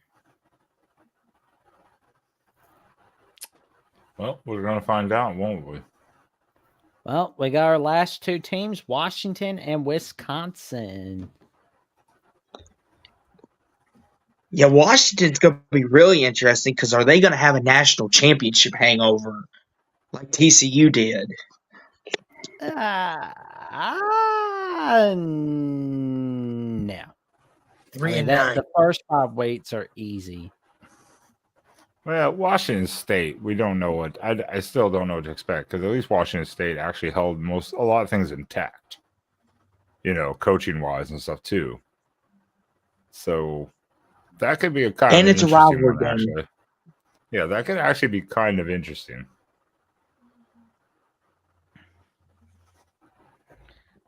And Weber State. Yeah. I did not know that existed. Go ahead, Jackson. I know that's a school where Damian Lillard went to school for basketball, but I didn't know they had a football team. Go ahead. Well, I'm sorry. It's okay, man. You're good. I mean, I think the Big Ten commissioner Tony Petitti loves Washington because, I mean, those first two conference games, Northwestern, Rutgers, and then you're giving the national title rematch a spotlight on Big Noon Kickoff for October 5th. That looks pretty awesome there. It could be a night game. It could be. Guess we'll wait and see. Could be the ABC night game. Big Ten doesn't have ESPN TV contract, dude. It's all good. We see. Oh Lord, no, November. So there's no 4 o'clock, 5 o'clock West Coast games in the Big Ten this year at all. We don't know yet. Like we'll know when the No season ABC goes on. games. Like when it gets to the last week of May, the first 3 weeks we're gonna know what the schedule looks like for the first 3 weeks. But then when it gets to the Monday after week 2, we'll know what the week 4 schedule looks like. Yeah, I'd have to assume there will be some, but if we don't know yet, we don't know yet. So we'll wait and see. I assume they're going to have like Washington Rutgers be the Friday night game, or maybe Washington UCLA. But yeah, Washington plays USC, UCLA, and Oregon. Yeah, they finished with USC, Penn State, UCLA, and Oregon.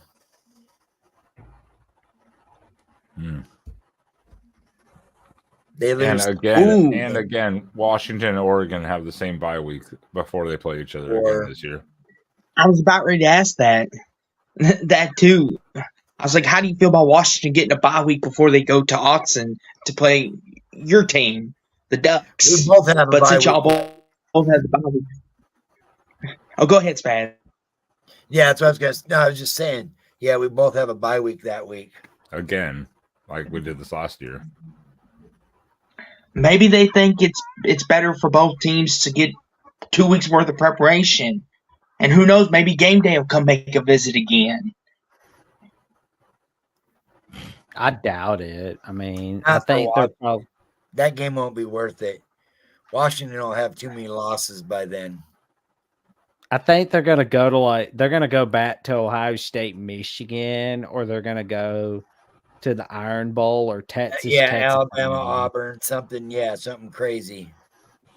Yeah, because I mean, it's obvious where College Game Day lands, which we're not going to go into that all night. Yeah, that could be a whole different show. I see 4 losses for Washington, maybe more. Probably 8-4, which would be fine. Right now,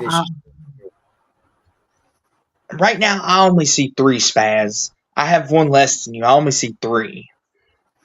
Which 3 you got? I got them going at Oregon losing. I think they'll lose to Michigan again, and I think they'll lose at Penn State. I'm assuming Spaz has USC as the other loss. What, USC or Iowa? Because they have to go to Iowa mid-October. That could be tricky.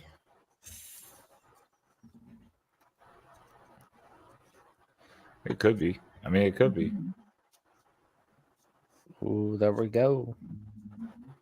All right. Let's do it. Let's do it. Oh, there we go. And finally, the Wisconsin Badgers. Jump around. Jump around. And they got Alabama. There we go. I think that game's going to be on CBS because I've got a feeling Brad Nessler and Gary Danielson are like, oh, man, there's an Alabama game. Can we call it Big Ten? Please, please, please. Okay.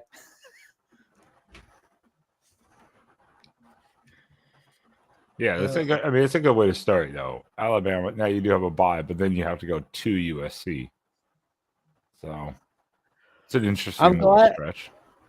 I'm glad Alabama and Wisconsin are doing a home and home with one another. That's gonna be fun. Yep, Jackson. But They're gonna make Wisconsin Alabama the Paramount Plus game. No, I'm just joking. But yeah, the Badgers have a pretty easy stretch from October 5th to November 19th. But we Woo! see October 19th through November 23rd being a really tough stretch. The Nittany Lions are coming to Camp Randall. The Badgers have to go to Iowa. Then there's the bye week for the Donald Ducks. And then they got to go to Nebraska. Can they continue the winning streak over Nebraska or no? That's going to be the question. And on rivalry week, is Wisconsin back to dominating Minnesota like they were from 2003 from 2004 to 2017? That's the question there. They haven't proven it yet, and they've had multiple chances last 2 years.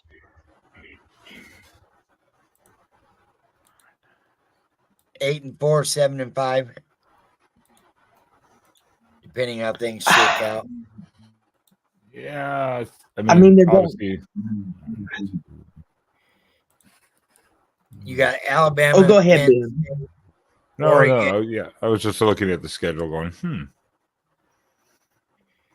USC. That could go either way. Now, here's my thing. I want to ask you guys this. What game should Wisconsin be on upset alert for? Because Wisconsin does have a tendency to lose a game that they should. Oh, on upset alert to get beat, maybe Rutgers.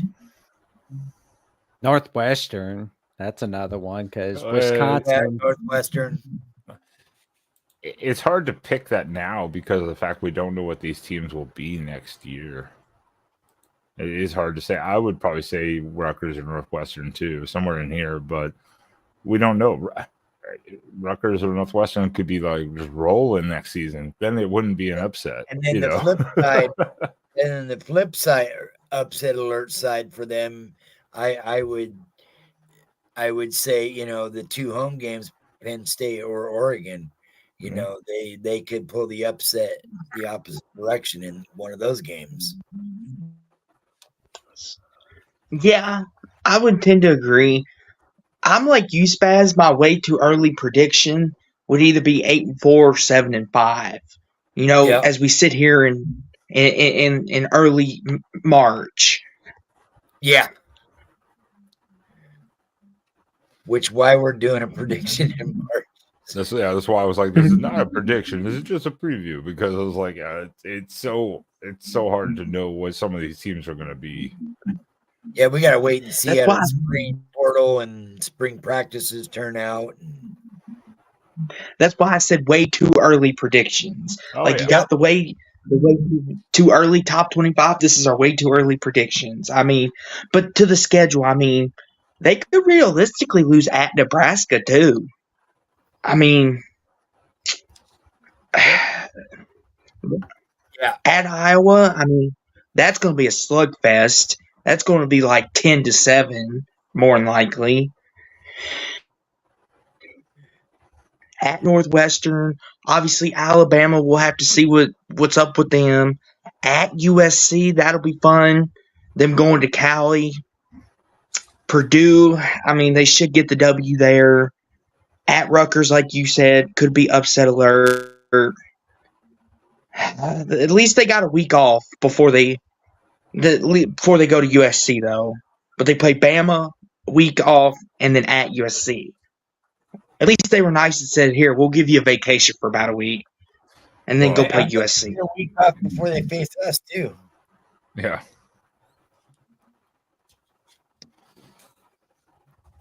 Yeah, their buys are, again, spaced relatively nicely.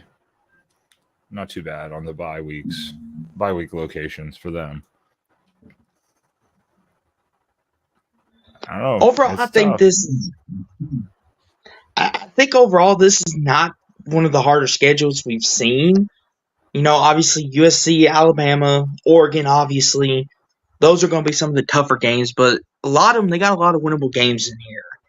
Very much so. Iowa, Minnesota, you would throw maybe in the 50-50 category right about now, even though Minnesota is But 8 wins should be the ceiling, maybe 9. We'll see as we get closer. That's it. I think we're going to learn more about through, like Spaz said, spring and spring ball and the spring signing, all that. We're going to learn a lot more coming up. And that's why it's hard to project. Like you said, way, way too early type predictions. But not the worst schedule. And the buys are placed again nicely between some of these games. So they get a little break between the gauntlet. Oh my God, gentlemen. We did it. Yeah, we did. We did it. We did it. On this late. That means we can celebrate now. Pretty much. I need a refill. Celebrate good times. Talk about something interesting for a second. Well, we got a little bit of something interesting, like the merchandise right here at the Voice of College Football. Oh man, there's some great an artist, Jackson?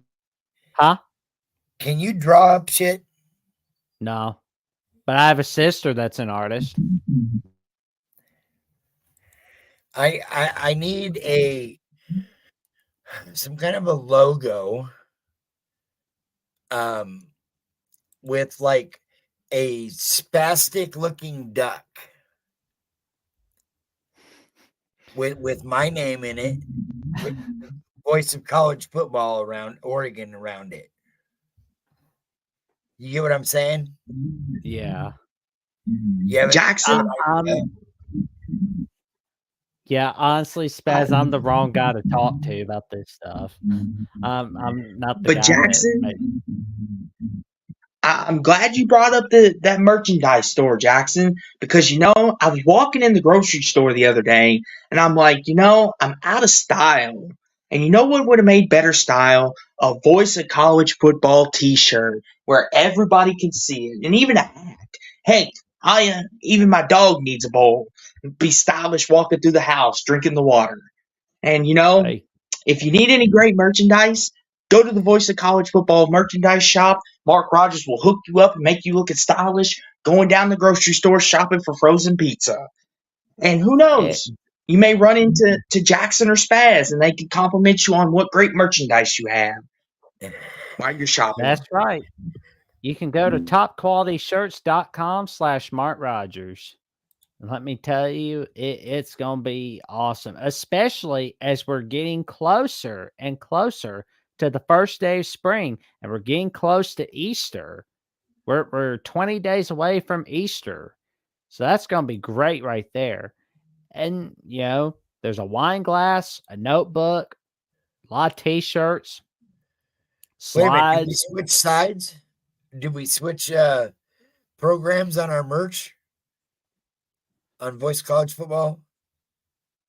There's some new merch like the notebook and the wine glass. Yeah, I saw the wine glass the other day. Yeah. And when you get up in the morning, what better way to start your day than with a glass of coffee in a brand new Voice of College Football coffee mug? What better way to get your day started? I mean, you wake up and you feel powerful and you know the world of college football. Go ahead, Jackson. Exactly, Austin. I mean, you can have this little coffee mug that says the Voice of College Football. You can put it in this microwave, heat up your coffee.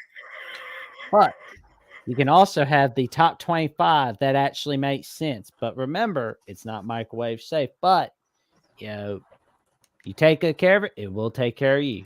That I can guarantee. Wait a minute. They got 2 different cups. One's microwavable, the other one's not? Yes. This one is not microwave safe. You can hand wash it, but it's not microwave safe or dishwasher safe. But the white ones are? Yes. But there's all kinds of beautiful things. like the notebook, the wine glass, and especially for the parents that are going through so much right Phone now. covers. Here's Wow. Here's a wine glass for you. There you go.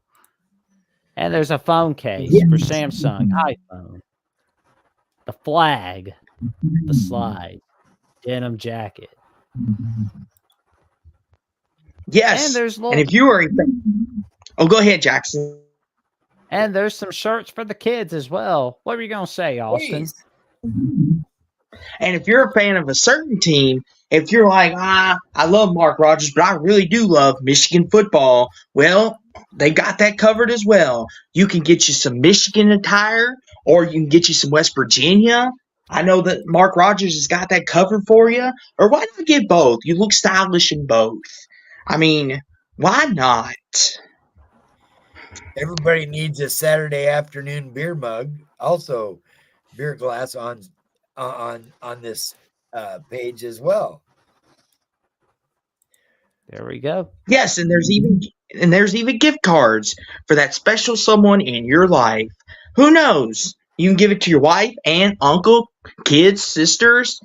You can give it to them as a birthday gift, Christmas gift, Easter gift, holiday gifts all around. And you can put as much money on it as you want and spin, spin, spin. Even if your team is not a winner in life, you could still walk around stylish with the voice of college football as well and be the real winner in life. And also check out tomorrow night's edition of the Ocho, as the editor of Gophers Guru, Daniel House, joins John D'Animo to discuss the latest on Minnesota football. And let me tell you something, folks. It's going to be a wild one, and it's going to be a great one. And also Monday night will be the usual Trojans Conquest right here on USC Football at the Voice of College Football with Tim Prangley and Matt Zimick talking with Mark Rogers on the latest on USC football. Yes. Even if you don't like USC, still show up and support the guys anyway. Give them a like and tell them that we sent you here. And then on Tuesday night, there's an even better show out there, especially if you're an Oregon Ducks lover. And that's with Mr. Ben, Spaz, and Derek as they go over all thing Oregon Ducks, and everything else. I was going to say, with Akili Smith, Oregon quarterback legend. Oh, there we go. That's 3 overall pick in the NFL draft by the Cincinnati Bengals. We are not going to talk about the NFL career unless he wants to bring that up. There we go. So that's going to be a great one on Tuesday night on Oregon football at the Voice College Football. Let's help that channel get to 2,500 subs. Let's get it to 3,000, and let's get it closer to 5,000.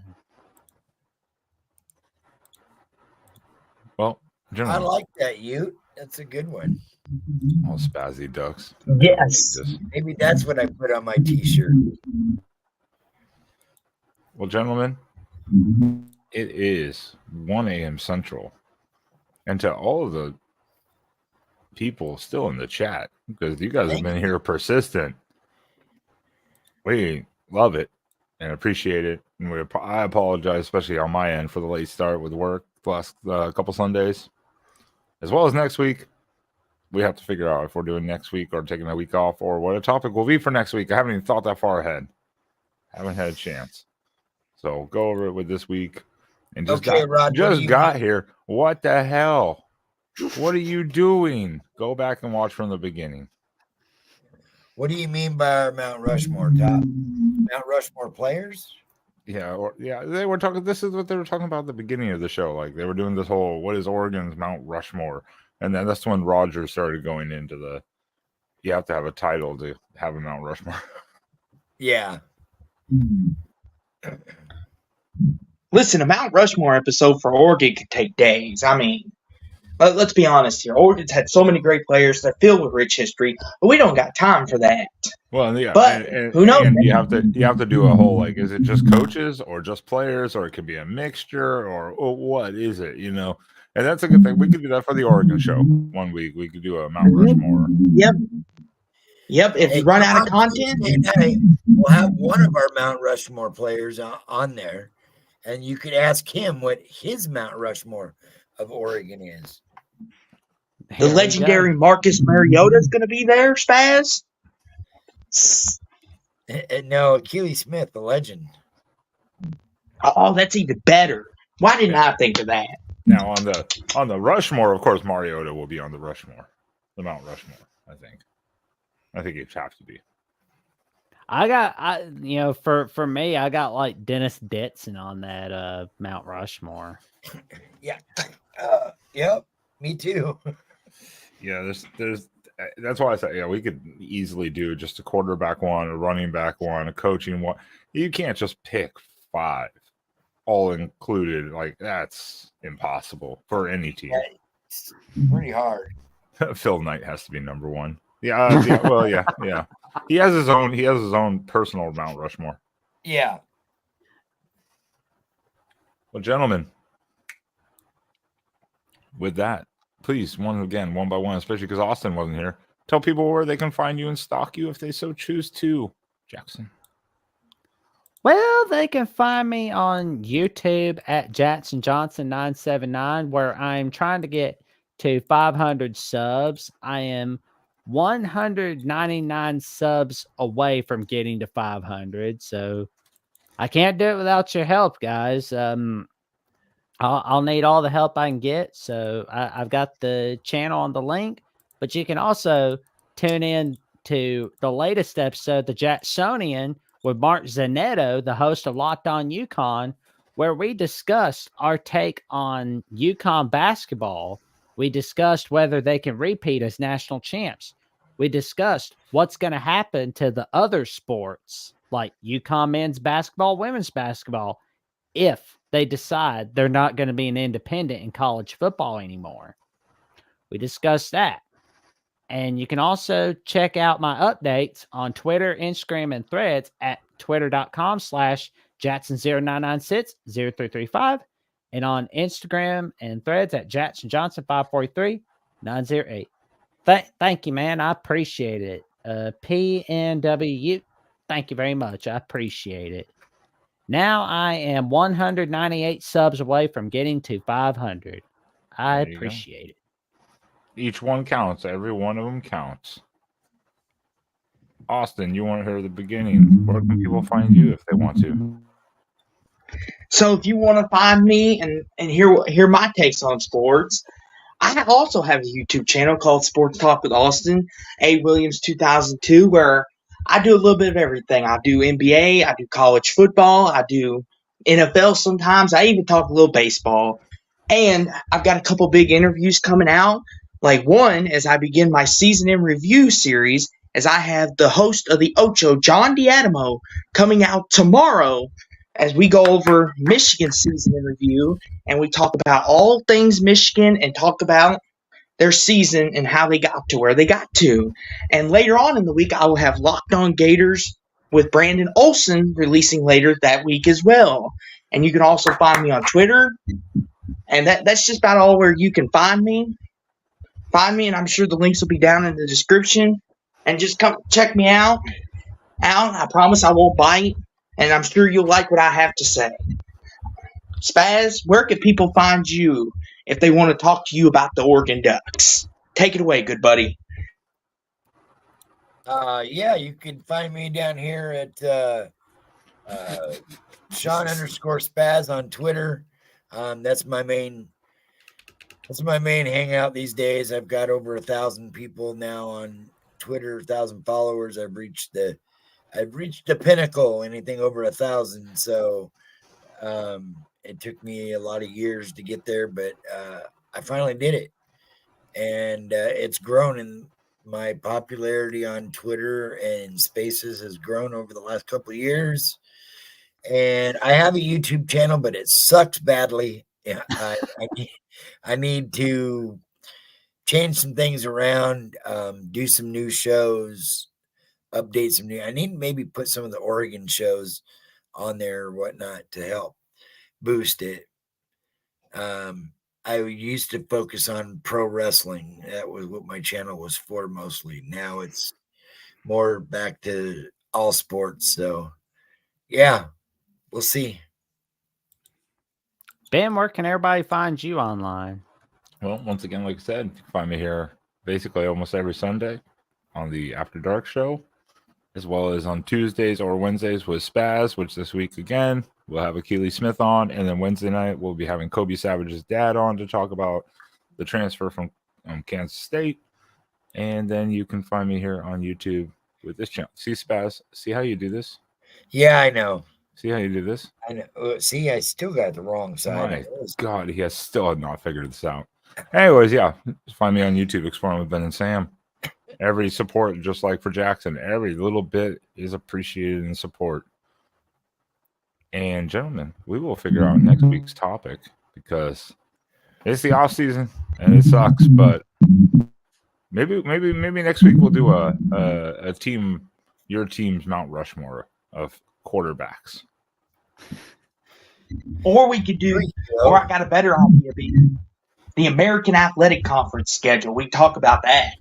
That's true. Talk about the Mountain West, or the Mountain West. Yeah. All right, we'll think about this. We'll think about next week's topic. But you'll see the posting, so make sure again you consider subscribing if you're not, and hit that notification bell, so we will pop up in advance, and you will see the topic going into the show. So everyone here on the panel, I thank you for staying up so late, because we get to do it again next week. There we go. Man, that Sunday's going to be busy with Selection Sunday and another possibly. Yeah, we dark. might want to skip next week for Selection Sunday. That's true. That is true. I do work next Sunday too, and I'm like, oh, Jesus. Yeah, I'll probably be asleep after Selection Sunday. That's fair. Okay. That's fair. I'll make the dictator call. Next Sunday we're taking off, and then we'll come back then the following Sunday. How about that? Let's be fair to Democracy. Democracy. I'm the dictator here. I make the rules. I think we should vote Spaz as the new leader. Who's with me? Oh, God. Denied. Denied. See, I have the power. All right, everyone in this chat, please. Thank you, everyone, for being here. And make sure if you haven't, just hit that like button on the way out quickly. It helps support the show. It helps spread it out. Helps the algorithm, all that stuff. And do consider, again, becoming a Patreon member or a YouTube member here so you can get into the Discord with all of us and become a member of this panel, which is open panel. Every time we have a show, it gets posted. You can just click the link and join in and talk football with us all night long. Yeah, if they let me in here, they'll let anyone. Austin's like, yeah, they let me in here. I heard that. They keep inviting me back for some reason. I don't know why. I have no idea. I don't know either. All right, everyone. I guess maybe. Go ahead, Austin. I said maybe he likes us, Spaz. Maybe that's why he keeps letting us back in. Maybe. We can hope. All right, everyone. Join in. Make sure to check out Jackson Johnson. Check out Talk Sports with Austin. Check out Spaz on Twitter. Check out the Ocho tomorrow. Check out the Oregon channel on Tuesday and Wednesday this week. And we will see you guys in a couple weeks. I almost said next week again. I was like, wait, no. And I'm looking for it. Where is my... There are too many videos. Why is no one... Oh, I'm going to go through and delete some of these. They're all Michigan. They're all Michigan memes. There we go. Play me out, Pop-Tart. There we go. Oh, he's pulling a Robert De Niro on that referee. It doesn't get old. He's just sitting there. Third-degree Freemason. Oh, dirty Pop-Tart. I can't wait for next year. Needs to be cleaned.